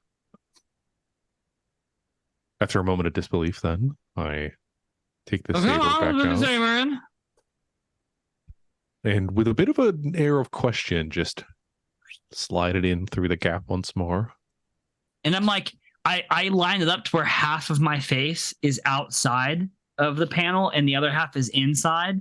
And so I'm watching it and I'm like actively like giving you directions on how to shimmy. Yeah, so you're able to follow the direction here, and yeah, you get it at like an angle up higher than you were and down. You push, you like sort of pop, and rather than it like popping and bending the saber, it hits this release latch on the back, and this service tunnel entrance just swings open. Ba-ba-da-ba-ba-ba.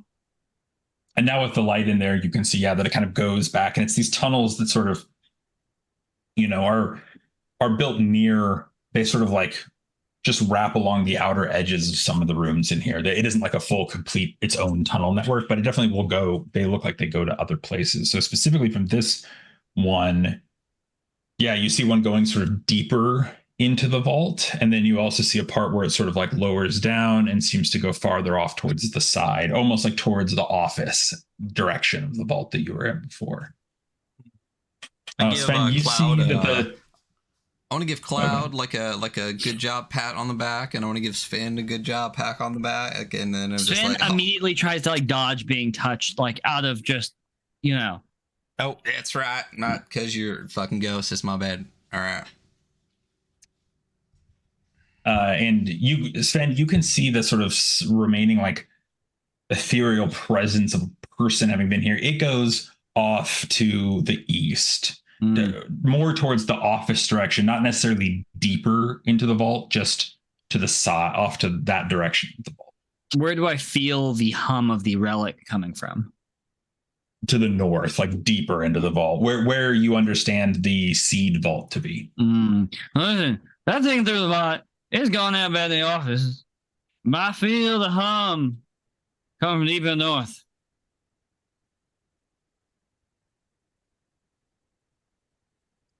I'll Lead the way? Which way are we going? to the hum, I guess. Hold on. Let's go the way out. Huh? Cloud, she's got to find her courage. We're going in, Cloud. We're going in. Then. We're going in. All right, we're going. So yeah, in. I guess Sven, we're going. Lead the way. Hey, Cloud. Northward. We're going. Okay. In. Relic word. Relic word. Yeah. Sounds like okay. You know, only one of us is intangible. So this is pretty. It's true. Wanderlingism comes for 1/10 of every day Come for us or whatever. all. So yeah, you head down this access tunnel. It branches to the right. That's where you see that sort of slippery residue lead off. You go past that though, deeper into the vault. It kind of branches over, like 90-degree turn over, 90-degree turn back north. And then it's the same thing. You come up against a panel with this release on the back. You definitely notice like dirt along the floor under the light of the glow. You see like little dirt with like boot tracks in it, and there's a handful of little pots collected, like terracotta pots collected at near the door that you entered, and also near this door, and sort of some other little just like bits of like refuse, like garbage, but it's all kind of like harder, like either like a piece of metal, a terracotta pot, a bigger hunk of plastic, that kind of thing. There's another little pile of that near this door. If I kick and punch through all of them, do coins come out or like a scroll or anything? Rupees fall on the ground. Yeah, there are no coins here. All right, I don't. But Sven looks sad for a moment. that he can no longer smash pots like that. It's true. You remember your young days of rolling through pots in town. Sven goes to like kick some of the dirt in the ground and like obviously kicks it and nothing happens and is like, oh, yeah. Forgot for a moment. As his lifetime and unconscious actions that we all take that you don't question until suddenly.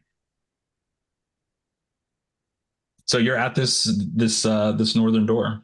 It's locked.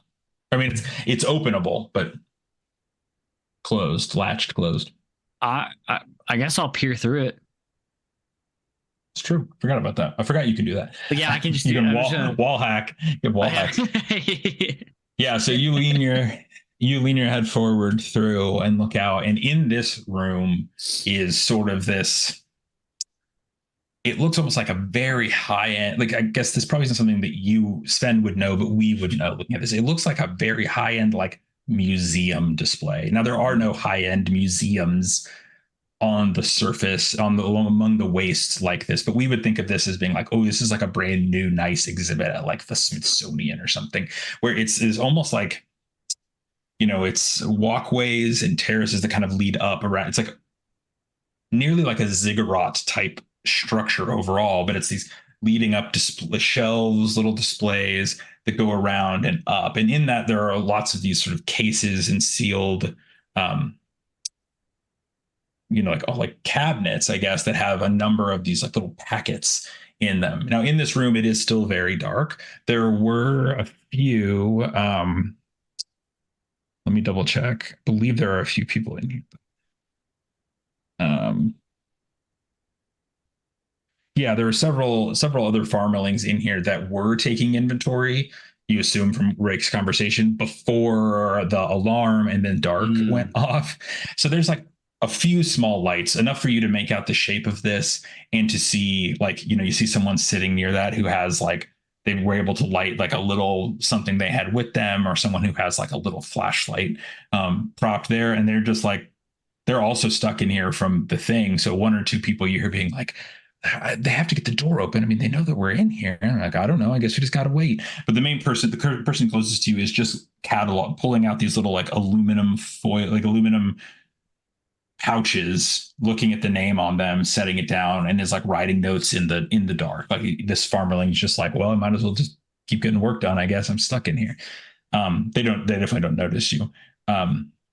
Sticking your head out in the dark. But the big thing that draws to you is that at the top of this walkway, not visible really to you, right? I mean, I guess the part that would be visible to you is there is like clearly a large case, like a display case. You can just see the corners of this glass up on the top.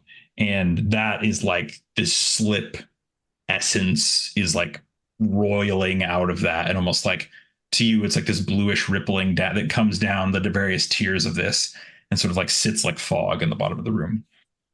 So Sven pulls his head back, and I'm gonna be honest with you, I'm just gonna talk normal for a second because it's just doing the mumbling is fun and everything. But yeah, so Sven relates everything that he has seen, and he proposes the idea in his mumbly way of just getting this door open, telling all the farmerlings in there that this is the exit path, getting them out, and then getting the slippery thing.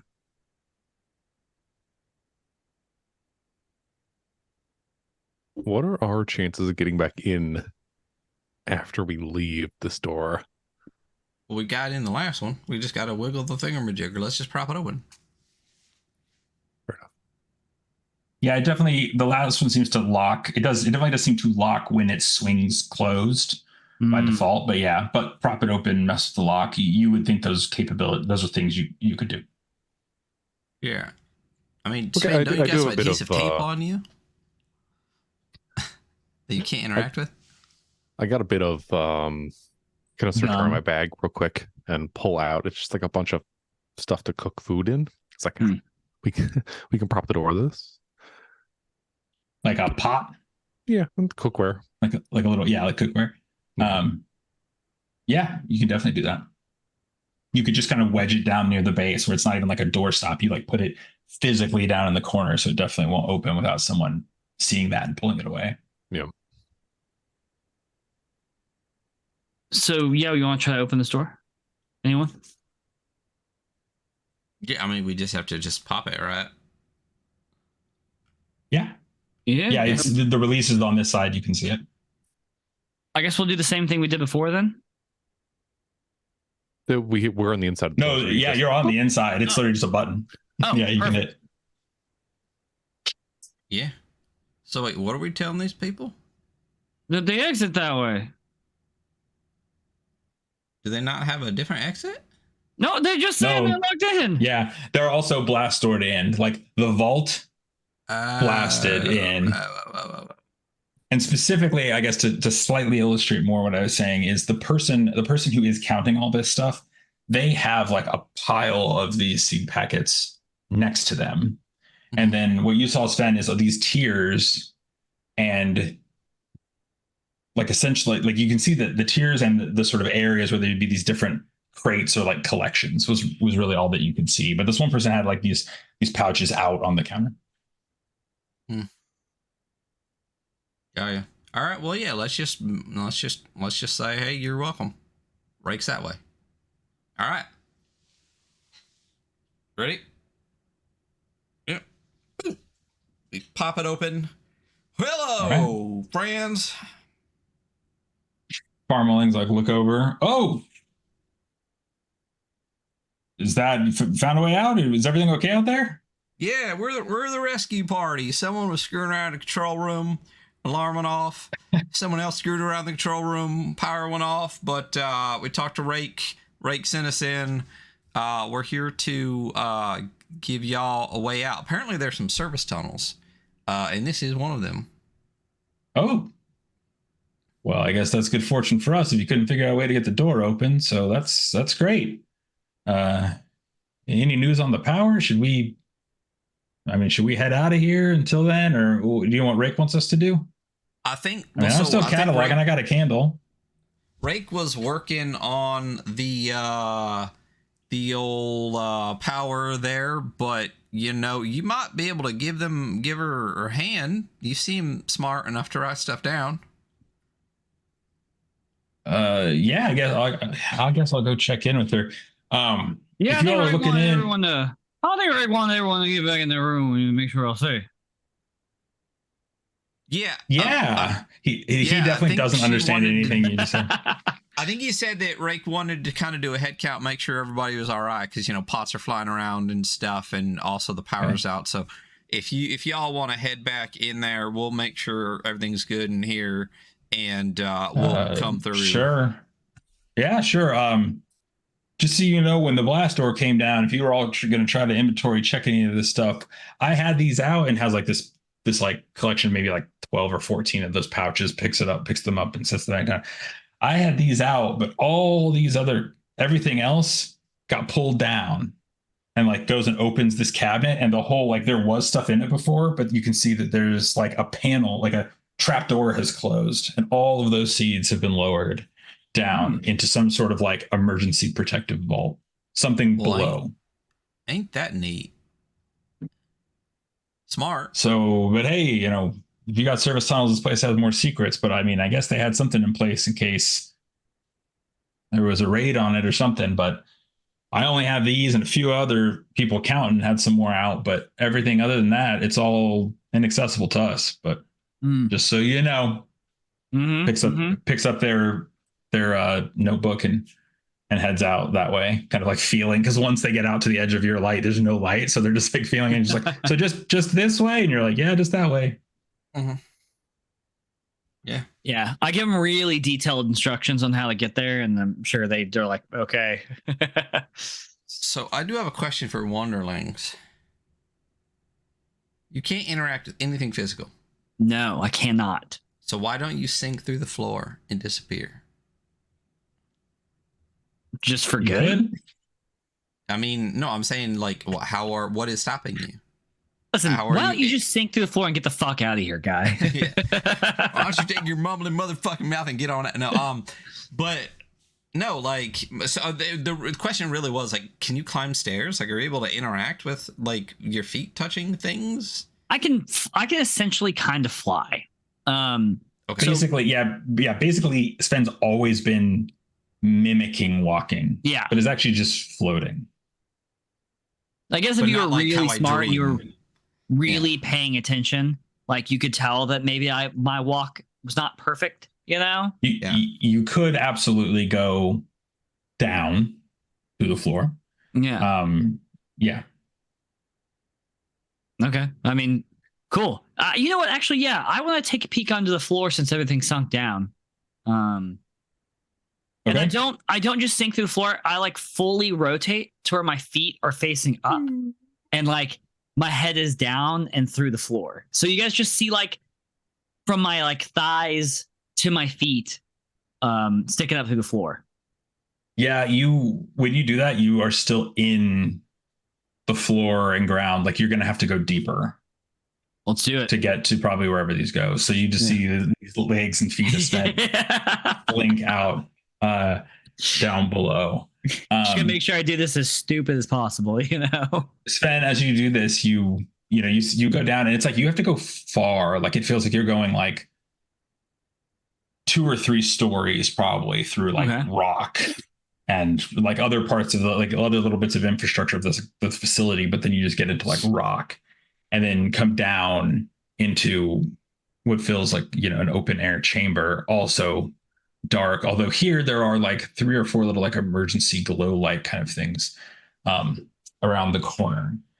And you can see where all of these have been sort of lowered down, and there's this whole collection of boxes, very much in a similar to that array, almost like if you had like a like an origami pagoda or something, you like squished it down, where it's like they're all now stacked very close to each other, but in the same configuration.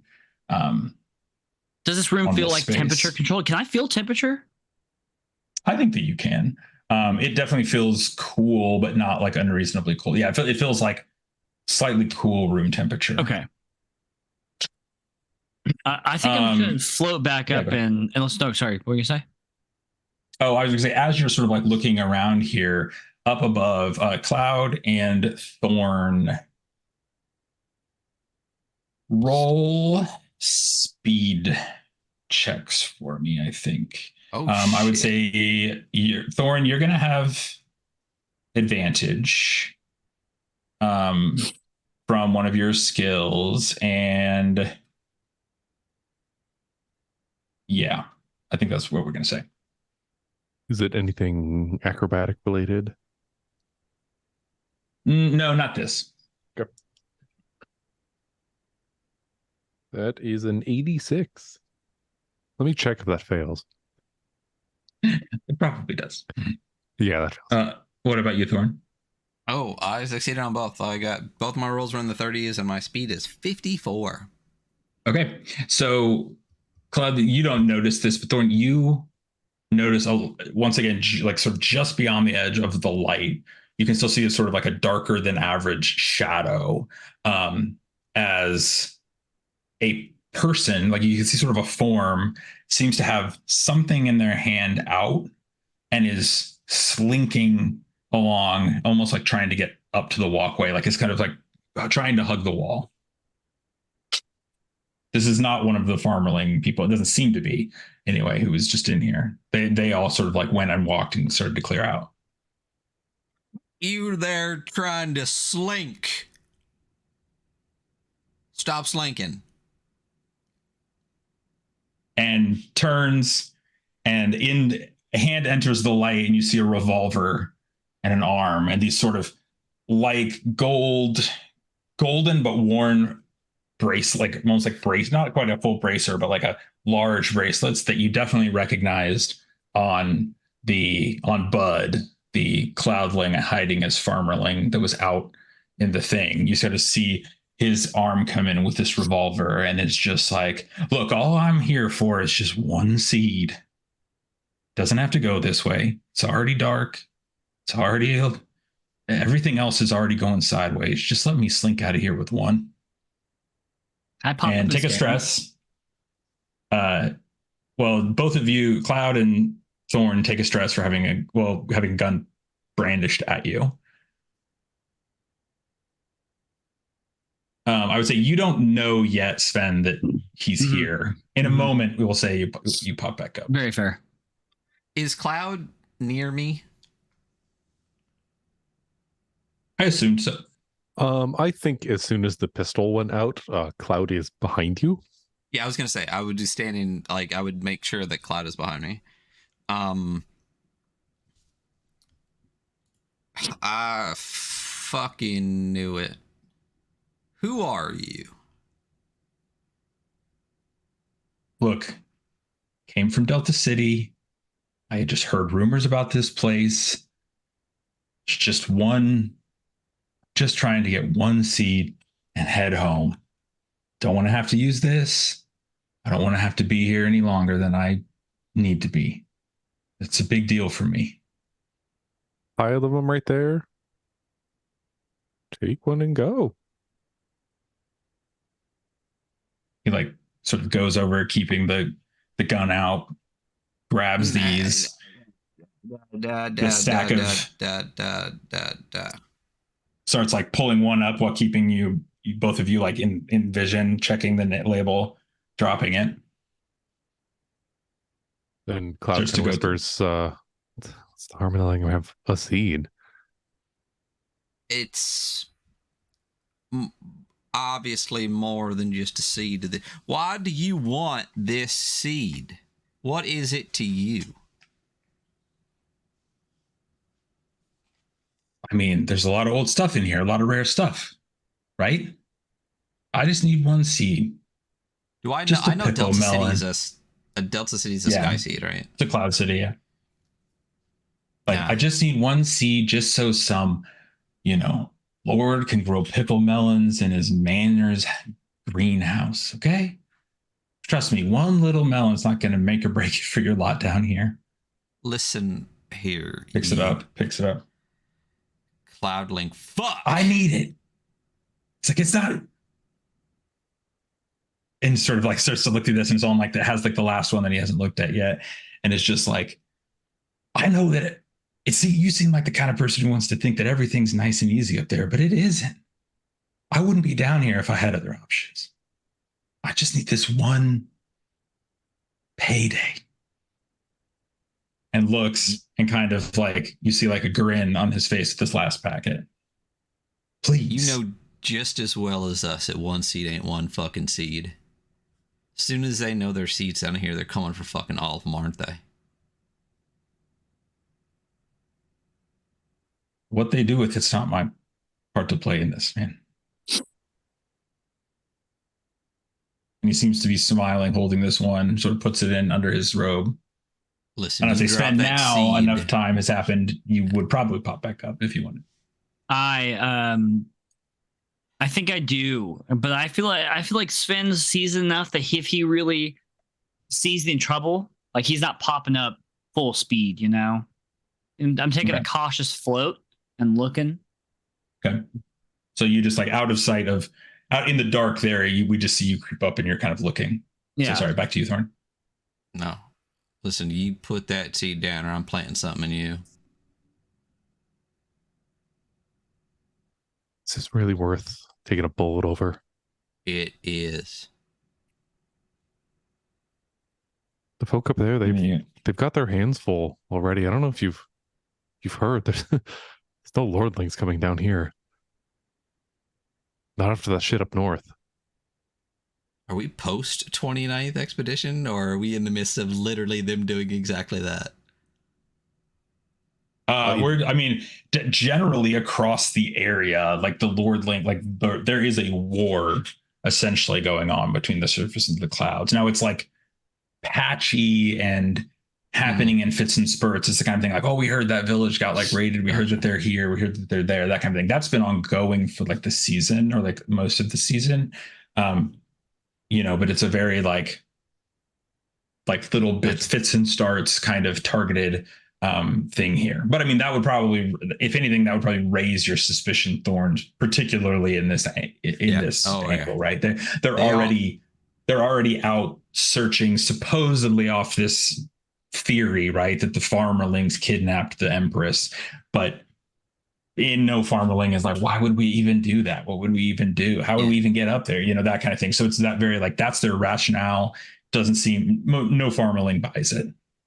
You know what's going on. Not to say it's not true, but yeah, they're looking for that Empress, whoever the hell she is, and wonder why ever the hell she's important.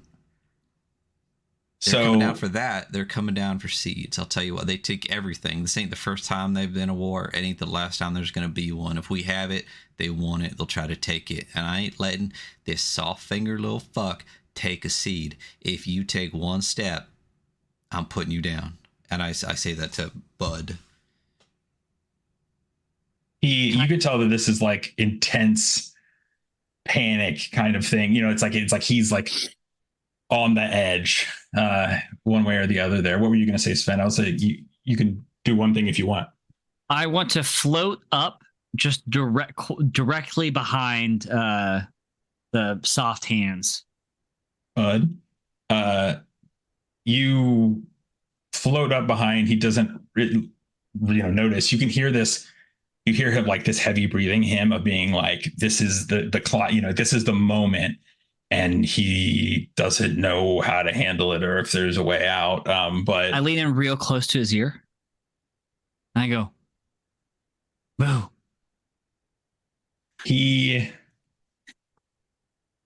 Oh yeah, okay. He turns it like frighteningly, just turns straight around and just fires straight through you. So it's just big ringing out across the room of this revolver. And then basically his arm goes, if you're right behind him, right? It's like his arm goes into you and he's just seeing his arm go into you and fires through you and then just sort of turns to run and is putting the gun back out towards Thorn and Cloud. What do the two of you do, Thorn and Cloud? Oh, I think I do a resounding drop. Okay. You drop. What about you, Thorn? If so, to pull that back by a fraction of a second, if I see Sven pop up, he says boo, he turns, he fires. You saw Sven in advance, so you knew he might mess with him. So he's distracted. Mm-hmm. In that moment, can I quick draw my military rifle? I have dueling skill and a high speed. I want to whip it off my back and have it aimed. So if he turns around with that revolver aimed again, I want to fire. The second I see it aimed towards us again. Yeah. I don't think that you need to roll for that. I think that falls within your skill set, especially being in a few minutes of this high tense situation, that you would be able to draw your weapon as he turns around. Because he turns, sees this, fires, you kind of grab your rifle and bring it up. And he turns back to you and he is like full panic mode after seeing this. He was about to do something and that just completely set everything off. So he turns back around and he's making towards the door, the service tunnel, but he definitely swings with that gun back out in your direction. Yeah, I want to shoot him. Okay, so something in Cloud Empress is basically, unless it's particularly difficult shot, which in this case you were lined up on him, it isn't. Thing that makes firearms particularly scary on both ends is most shots automatically hit. It would have to be like a shot out of your range. It would need to be a particularly difficult shot for some reason. Can I purposely aim to hit him in the arm that has the gun? That I would make you roll for, but you could. Okay. Can I use my dueling? I feel like this is literally what that is for. Definitely. And obviously it's a speed for range, right? Yes. Okay. So my speed is 54. So I'm trying to... You're really trying to keep this kid alive, huh? 54 at advantage, yep. It's a kid. If it wasn't a kid, I would shoot the shit out of him. I rolled a 44 and an 81.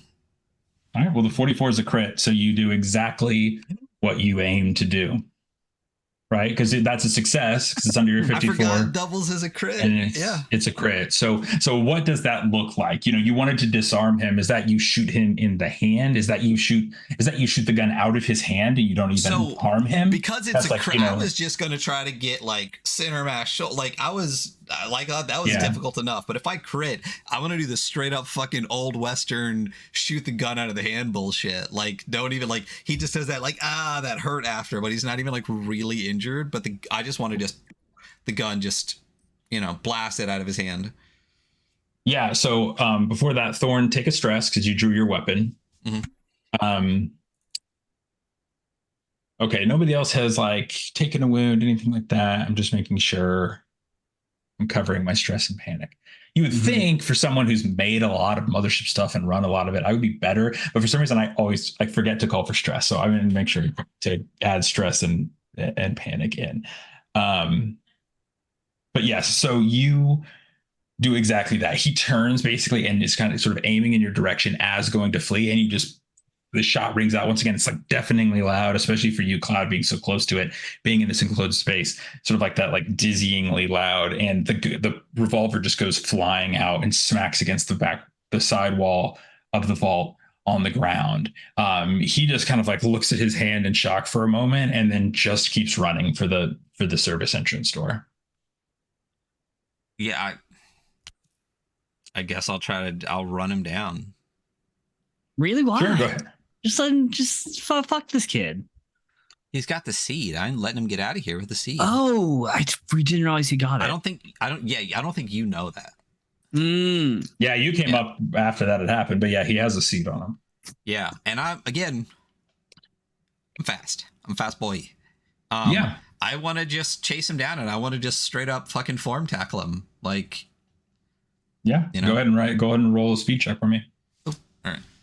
Do I get anything with that? You've got, not for dueling. You're typically not, tackling. I think in especially since you're a firearms dueler type. Yeah, I'll give it to you we'll say either dueling or street savvy gives it to you.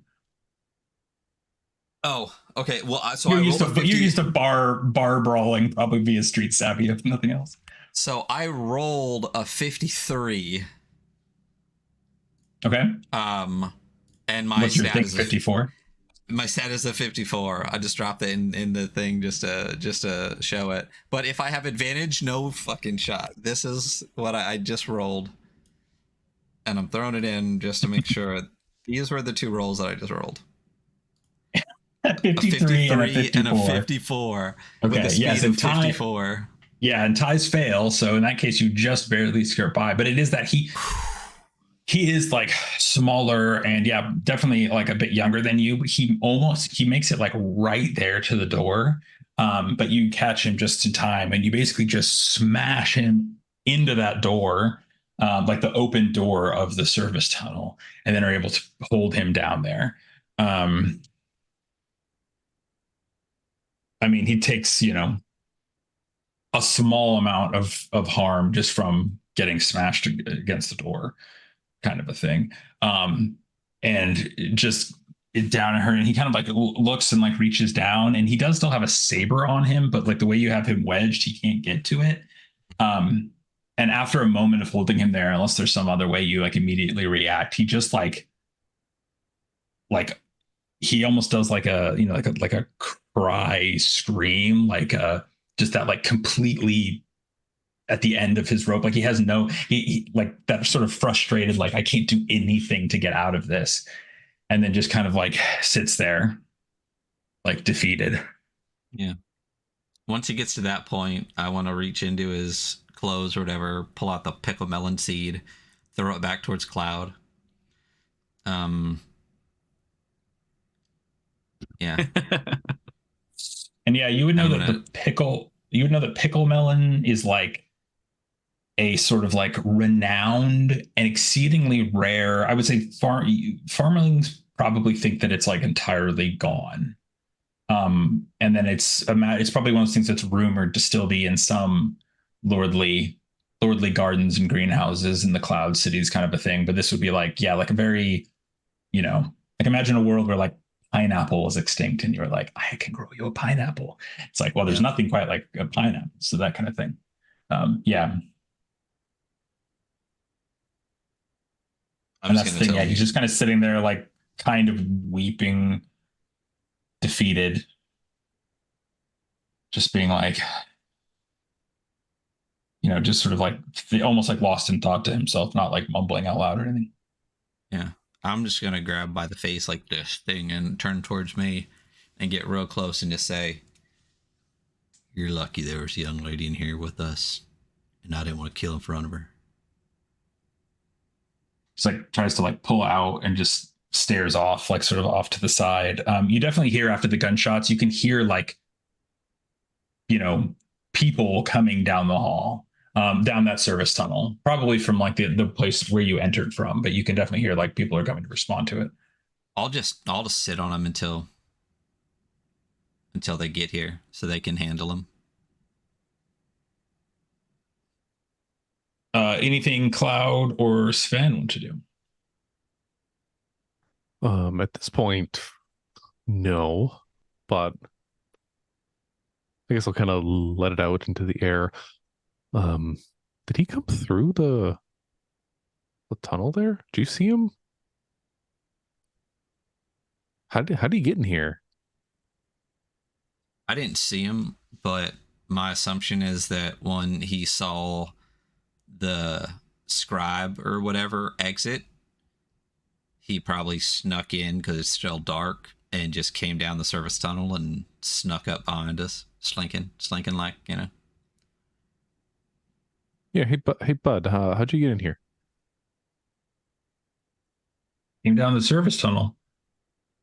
All All those people, Rick's crew, they were milling out. They didn't mind I was coming in, shift change or whatever. And kind of is like just frustrated. I will say a thing you would probably think to do, Thorn, is like, especially with sort of Thorn's like bent on this like farmerling versus cloudling. Thorn has shown to have this very like, like the lines are black and white in Thorn's mind. We're in the middle of a war. Yeah, you would know that like cloudlings and lordlings, well, mostly just lordlings, but you know that they typically, if they are a lordling of any stature, they have a crest on them. I think you would probably like almost pat them down. You probably like would have taken his saber and tossed it across the room. You also notice that he, while he does have a number of this sort of like the gold filigree bracers and these things that seem lordling-ish, like even nicer than a typical cloudling, he doesn't have a crest on him.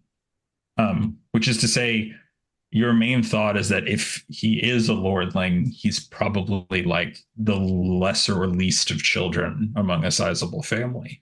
The kind of lordling where almost being royalty is meaningless. I wouldn't say a burden, but a lord of nothing. It doesn't help him. He's ignored. He's a backup plan of a backup plan of a backup plan. You're the seventh son of the seventh son. Huh? Sucks to be you. But yeah, after a moment, several of Rick's crew members from out there come in and see this, and kind of like see you on top, and you're sort of they know that you're affiliated with them. They still come in and like look with guns up and like a saber out and that kind of thing, and sort of like also hold him down and try to get a sense of what happened from you. I tell him exactly what happened and why, and keep a better eye on this for definitely some lordling trying to come down here and take what's ours. If they find out about this and know that it's real, they're going to come for more. And they're just like, we'll keep a hold of him. We'll take him out to see Rake, and they kind of two guys pick him up. Yeah. They do the same sort of like pat down to make sure he doesn't have any other weapons that you did, and they like lead him out. I want to grab him right before they take him down the service tunnel. Like grab him by and like turn him back, and do the whole like, you can be better than this. You don't have to go back up there. There's something down here for you if there's nothing up there. He kind of like makes like a split second of eye contact with you before just doing the like eyes down, defeated kind of look again. And you feel like you may have made a small impact on him. Like Talk No Jutsu did something with him. Nice. Yeah. Very dad core of you, Yeah. They start heading down the service tunnel. Now, Sven, you feel this whole time, especially coming up out of the floor behind him, where he was kind of up on this raised platform halfway to that case, you were like overwhelmed, almost like, it's like a moth to the flame, right? It's like almost like an instinctive draw to that case up there. Like, I've just been staring at it while they were all doing their thing. I've just been. Yeah, almost where I'm gonna say actually make a I don't mind check. Make a body save just to see if you can physically, I know you don't have a normal body, but just to see if you can physically keep yourself, or ethereally, slipperily keep yourself from going there. I want you to know that I just rolled a 1. So I know that doesn't matter in this system, but I think we can all just appreciate that. It's a good number. So you keep a head on it, but like in your head, it's just this pulsing, like when you look up, you can just see that like slip stuff sort of streaming down these like tiers of this. And it's like, there is a bridge for you. There is something for you there. Okay. I kind of, what's up? So what do you do? I kind of want to approach it. Sure. You head up and you just, well, I guess you can just float up now. If you're still under your guise being a non-wanderling, you walk around up here, and what you come up to find is this sealed, heavy, like metal stone composite. Has this very like synthetic feel, but you can see what looks to pretty much be like almost like a sarcophagus, like a tomb. Okay. With that same sort of wreath and flower pattern, like similar to the wreath and flower that was on the portrait out in the lobby. And at the end, sort of the close end that you were able to see from the entrance, there is this glass raised display case. And in it is that mechanical prosthetic arm, this sort of like deep, like, like red and silver inlaid work. Very nice. This sort of like just slightly longer than natural fingers. Wait, with these like little. This is on the sarcophagus? This is in the case. This is the relic. Okay. To you. And and it's a right arm prosthetic relic. It is the one in that portrait. It is Caspian's arm. I reach in and grab it. Yeah, you reach through, like you just go through the glass, and your hand touches and holds this relic, and you pull it back, and you can just shatter through the glass with it. And at that point, with the light still being off, there would be sort of like a, you assume there might be like, oh, there's probably some sort of like lockdown or something like that. But you pull this out and have it, and you can put it on. Oh. I'm without a doubt putting this arm on. I mean, he can basically wear it over his arm, his ethereal arm. Can just be I'm incorporeal. That's sick as fuck. And you have Caspian's arm. It's this now with your right hand. It's like you can wield, you can control it. With this bridge between the slip, it is your arm. So I can touch it now with my right arm? Yeah. Yes! You know what would be the best is if you were left-handed. If I what? If I was left-handed, you could roll a D10, and if you get a 30, a 1, 2, or a 3, you're left-handed. Okay. Oh shit! You don't have to. I rolled a 7. Do it. Okay, you're right-handed. That would just be funny because then it would be like your handwriting just looks really bad. All the time. But yes, I would say there's other things possibly with the arm here. But well, yeah, I think that you get a sense, you definitely know from your connection to the slip as a wanderling, it has like life energy to it. Like it has like, it is a thing of growth, of prosperity, sort of is the feel you get from it. But yeah, the two of you down below just see Sven up here, this having floated up just now with this arm still in the dark, only lit, only reflecting off of this from the light in the lantern.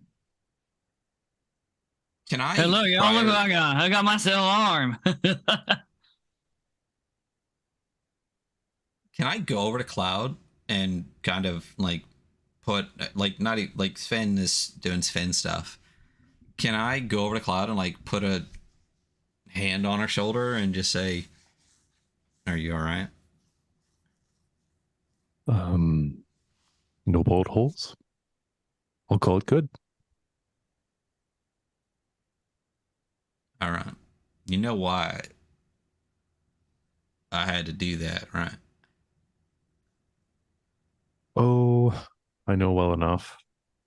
Just glad I didn't kill him. Sound Some fancy because of you. shooting back there. I'll take a little bit for the ringing to get out of my ears, but I'll give it to you. And she reaches up and does the pat. Yeah. And after a moment or two, after that, there's this like, and the lights come back on in here, and you hear some cheering from down the service tunnel, sort of echoing down. Yay! As the lights come back on in here. Everything is still lowered down. The blast door is still down, but the lights have come back on. So it's like, it's lit, but still that like pulsing red. Gotcha. Like progress, but not there yet. Like, yeah. So we still didn't find the thing that they're a pot of me, right? No, It wasn't like a magical arm that like floated back into its display case. you don't think so. All right. All right. I would say out of character, we're at the, I don't know how you all are feeling. If we want to keep going for like another half hour, if we want to wrap here, what you all thinking? Ending to me. I was like, we're at a good ending, I think. Yeah.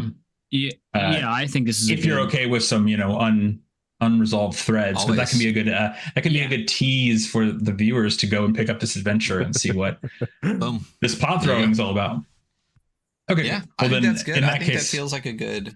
Yeah. Yeah. Then I'll narrate us out here, but after several more moments, Sven comes down with this arm. Some of the other of like Rake's crew are like, whoa, like what is that? Like looking at this arm. And the thing that you notice, Sven, as you sort of walk down, you feel like a draw, like it's like you felt this every now and then as a wanderling. It's similar to the draw that you felt to the relic, but it's also like it's more like you can sense when there's a connection, like when there's a thread. Like if something feels like an acquaintance, like an old friend maybe you haven't seen for years. It's like that when you pass those pouches of seeds, and you put your arm over it to grab one, and as you pick it up, it already starts to sprout and grow up out of the package. And with your arm, you can accelerate plants' life cycles. Flowers bloom in seconds, trees sprout and die in about a day of your attention to them. So we see one of those, and you see like this big plump, like pink striped pickle melon grow and break off and kind of like knocks down onto the ground near you. Hey, listen, just now some veneers, and I'm gonna appear as the messiah of these people. Whole new. Can I grab that pickle melon on the way out? Yeah, of course. Yeah, you scoop up that pickle melon, thinking it might make for a good little bit of dessert after tonight's meal. And yeah, I mean, I think after get a little montage of they're able to lift the lockdown at a point. They go. There's still sort of this strange, sense, like someone else says like, yeah, this thing happened to me over there, like they're like, we got to get into that other room, that last room is blockaded, and we get little smatterings of them talking about this. But the three of you at least feel good that it's in good hands with Rake, especially now that Rake seems to be going into like, okay, this might be under threat, this might not just be other well-to-do people out, we need to maybe actually like raise our standards a little bit in terms of security on this if we want to be the ones to keep it safe. and you feel good about that, and you kind of like walk, go out to the front where all the farmlings want to hear from you and stuff, and you go out to basically set up camp probably and rest later this evening in the area. And I think the last shot that we just kind of get is of that portrait in the my alarm's going off. That portrait there, and then sort of I'm gonna this is cinematic gaming right now. The camera pans down below that, and we see the dirt on the floor just tremor and a little crack in the cement as something seems to shift deep below the vault.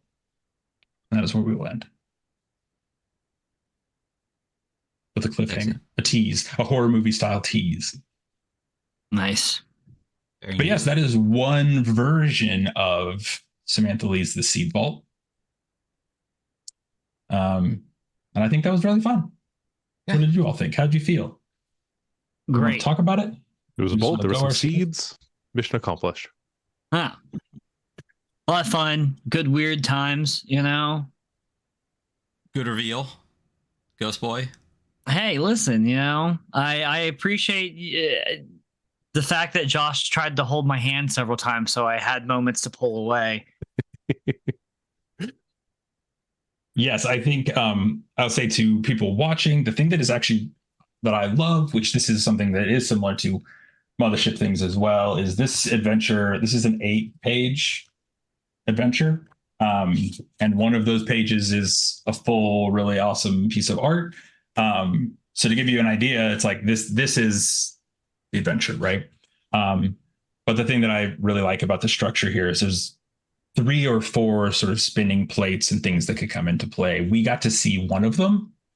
But you got to see hints of the other, right? There was something or someone who seemed to be throwing things, acting almost like a haunting. Whether that was a real haunting or not, we don't know. Also, this sort of threat from deeper below. There was a number of ways that interacting with that control room could have gone. Some of them much worse than the power going out and the light going off. And yeah, so that would be my sales pitch for adventures of this style. Is it's a situation with all these various ways to go, and I always think that's fun, because I bet you I could run this exact same thing with a different group and that would not happen. What just happened? So, but that's just RPGs, baby. Hey, that's just me talking about RPGs. Hell yeah! We got Samantha Leigh in the chat saying that was such a delight to watch. Thank you. It was a great adventure. I really enjoyed it a lot. I really love. Very cool. The more I fucking hate the term OSR, but like let's call it nature may-ish, where it's more like, here's a location, here are things, here is flavor, but not necessarily direction on what is supposed to happen. Or, I mean, I haven't read the adventure, we got to play it, maybe there is in there, but like, I like adventure locations, and this feels like an adventure location where we can kind of dictate how we play versus being told how to play. And that was really fun to be able to just be like, let's fuck around and find out, Yeah. I was going to say, if Samantha is watching, yes, thank you for watching. Thank you for writing the adventure. Yeah, absolutely. I hope I did it justice. There may have been a detail or two I missed, but that's the kind of GM I am. Is like, if I'm close enough in my head, I'll just roll with it.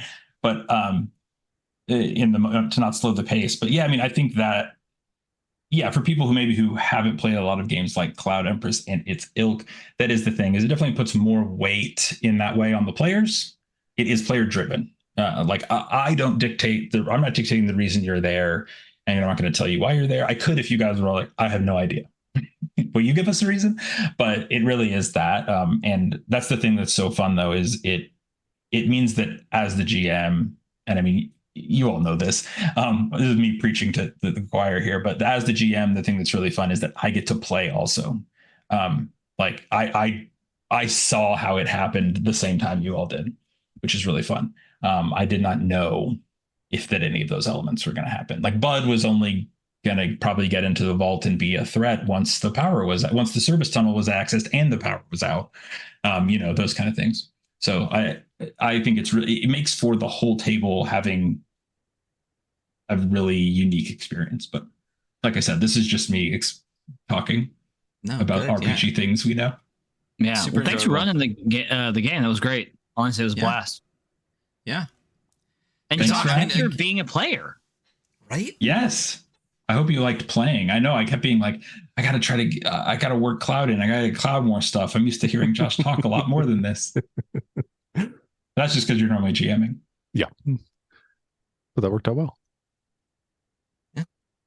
So you'll definitely hear more of Cloud Empress. Again, the episode that I should have put out today will probably be out tomorrow, which means you'll get a double Cloud Empress drop tomorrow because I'll put this out as well. And that'll be episode like our 4th Cloud Empress episode, I think. And then as we said, Watt already announced the Life and Death expansion coming in April. And we'll definitely have Watt back on the show to talk about that, to at least talk about it, if not also run it. So expect a whole playlist of Cloud Empress. It's a fun game. Watt is a great person who has done some great stuff with this, and I just hope it continues to evolve and advance and keeps the same level as that now, because it's really fantastic. For us, we're going to be super busy. For Christian, you got some stuff going on right now. What do you got going on? Yeah, just this week I launched the early access itch fund. That's what I'm calling it. Early access because it is a basic layout and sort of little art, but good art, what is their version of my first like standalone proper system called Tacticians of that is taking traditional grids and mini style combat, but saying, can we make that fast and really snappy and really while keeping all of the dramatic fun aspects. It's sort of inspired by like Final Fantasy Tactics and Into the Breach. And the setting of that is you're playing as video game characters in a dying video game world. So it's a bit rotting, glitching, and corrupting world. And you are part of a force that is brought together within the world to go out and fight back against that. And yeah, that's, you'll definitely see, if you follow me anywhere or anything, that's the thing I've been putting up. But it's been getting a ton of support right now, so far, which is awesome. And it's over the next year or so, I'm going to be growing it out. If people check it out on itch, they get the rule book now. And then as I'm going to add more to it every month until probably about September, if I'm able to stay on track. And by the end of that, they will have a full complete rule book with layout and art. They will also have a campaign book to take you about to level 4 out of a 10 level max. And then also a setting book. Definitely inspired to and similar to something like the Land of Cicadas book from Cloud Empress, like a big sort of a hex crawl, sort of a lore book, sort of a extra stuff book, more classes, more items, that kind of thing. But that's the big thing I got going on. And then, I'm doing a little bit more development work on the Life and Death for Cloud Empress, which, I won't give anything away, but the bits I've seen from Watt have been very wonderful and weird and great. Like the other components. So it's been very privileged to work on that. But Tacticians of Alm is my main thing. It's great. I mean, so it already passed its first goal. It's already on to its second goal. I see that there's exactly 100 contributors, which is a really cool, nice round number to see. I was waiting for that before we started to play. So I just got to keep running games. Means I'll sell 3 copies. Yes, awesome. So it's done surprisingly well. With itch funding, I actually just wrote something for my newsletter about that. It's always a gamble. I think like it's not like Kickstarter and some of the other things that are very big audience and sort of well researched and that kind of thing where you can have a little bit more of an idea. So I didn't know what to expect, especially being mostly in a mothership, mostly a mothership adventure writer. I didn't know if anyone would follow me down that path. So it's been really awesome to see people follow me down that path of making a weird video gamey board game inspired take on D&D. But yeah, it's my fantasy heartbreaker. I was on a while ago, earlier this week with you all talking about it, but it's me playing a long 5e campaign and saying we liked that grids and minis on a map battle, but we didn't like that the battles took 4 hours when they were all level 10 or level 11. We didn't like that. So it's me saying, how can we make that as fast and punchy as possible? Keep as much of the really rewarding decisions while removing all the rest. So it's that. It's, you automatically hit, your moves, you have set damage, all those kind of things that really help to speed it up, make combat a puzzle as much as anything else. That's my pitch. It's a great game. I mean, I got to play it. We get to talk about it. Super excited for it. And then Josh, also our SideQuest GM, even though we haven't run SideQuests in forever, but trust me, we will be getting back to it. We have some really exciting games from the Gauntlet and from a lot of other places that we're excited to run, and we will be getting back to that. But from Josh Mansky, Mr. Unenthused, or Mr. Vaulted Pyramid, what do we got on the docket? Well, this is going to be the year of crowdfunding. Man, let's see. The stuff that's been announced, there is the Parthenogenesis of Hungry Hollow for Liminal Horror that should hit in spring. We have the Liminal Horror Deluxe Edition that should be doing a Kickstarter. I think we're talking August right now, but that might slip a little bit, depending on how things go. Boy, outside of that, some things I can't really talk about the titles for because they haven't been announced, but I have a Mothership adventure that's in editing right now. I'm doing a little bit for a ZineQuest thing that hasn't quite been announced. Boy, another couple of little small things coming here and there. There's the fucking Outer Rim Uprising bundle I'm writing the campaign handbook for. And then yes, you've been doing a ton of work on that. I forgot we're co-collaborators on Outer Rim Uprising, among everything else. Yeah, you've been doing a ton of work on that campaign handbook. I have a few little bits I'm going to get in there, but yeah, that campaign has been awesome. And thanks to you and several other people. Yeah, building the connective tissue. And the last thing is, I think by the end of the year, I should have a super secret Cloud Empress release. Super secret as in I haven't announced it, but I am working on it. So fake, not real announcement right here for super secret something. Just great. Very busy people here on the podcast with us. Yeah, I got a cool partnership going on for that one. So I look forward to it, but it's definitely like the I write during work adventure because I'm far too busy. Yeah. It's and I would say I can't. Oh, sorry. I was gonna say I don't know if how much the Weekly Scroll has talked about Liminal Horror in the past, but I would say to anyone watching or listening who has not checked out Liminal Horror and the various adventures, especially those that Josh has worked on for it, to do so. It's my favorite. I was a long time before I ever went to create things. I was a long time Call of Cthulhu, whatever, the keeper, that's the word for it, for their word for GM. And I would not ever go back to running that in place of running Liminal Horror. I think it's a great system. And the full edition, the deluxe edition that's coming, has a lot of really great changes. So I love it. That's just me saying I love Liminal Horror. Yeah, no, it's absolutely fantastic. I mean, we reviewed it on the show. We Josh ran it for us. Not for us. Hunter couldn't make it. It was myself, Adam Vass, and Stella Condre. Super fun, really fantastic adventure. Was I wrong, Josh? I played Liminal Horror on the show. I did the crossover special with Triangle Agency. That's right. With Triangle Agency. That's great. So we've had it twice on the show. It's good times. Yeah, but the side quest is the adventure that's going to be in the deluxe edition. So yeah. So busy, awesome people on the podcast with us here.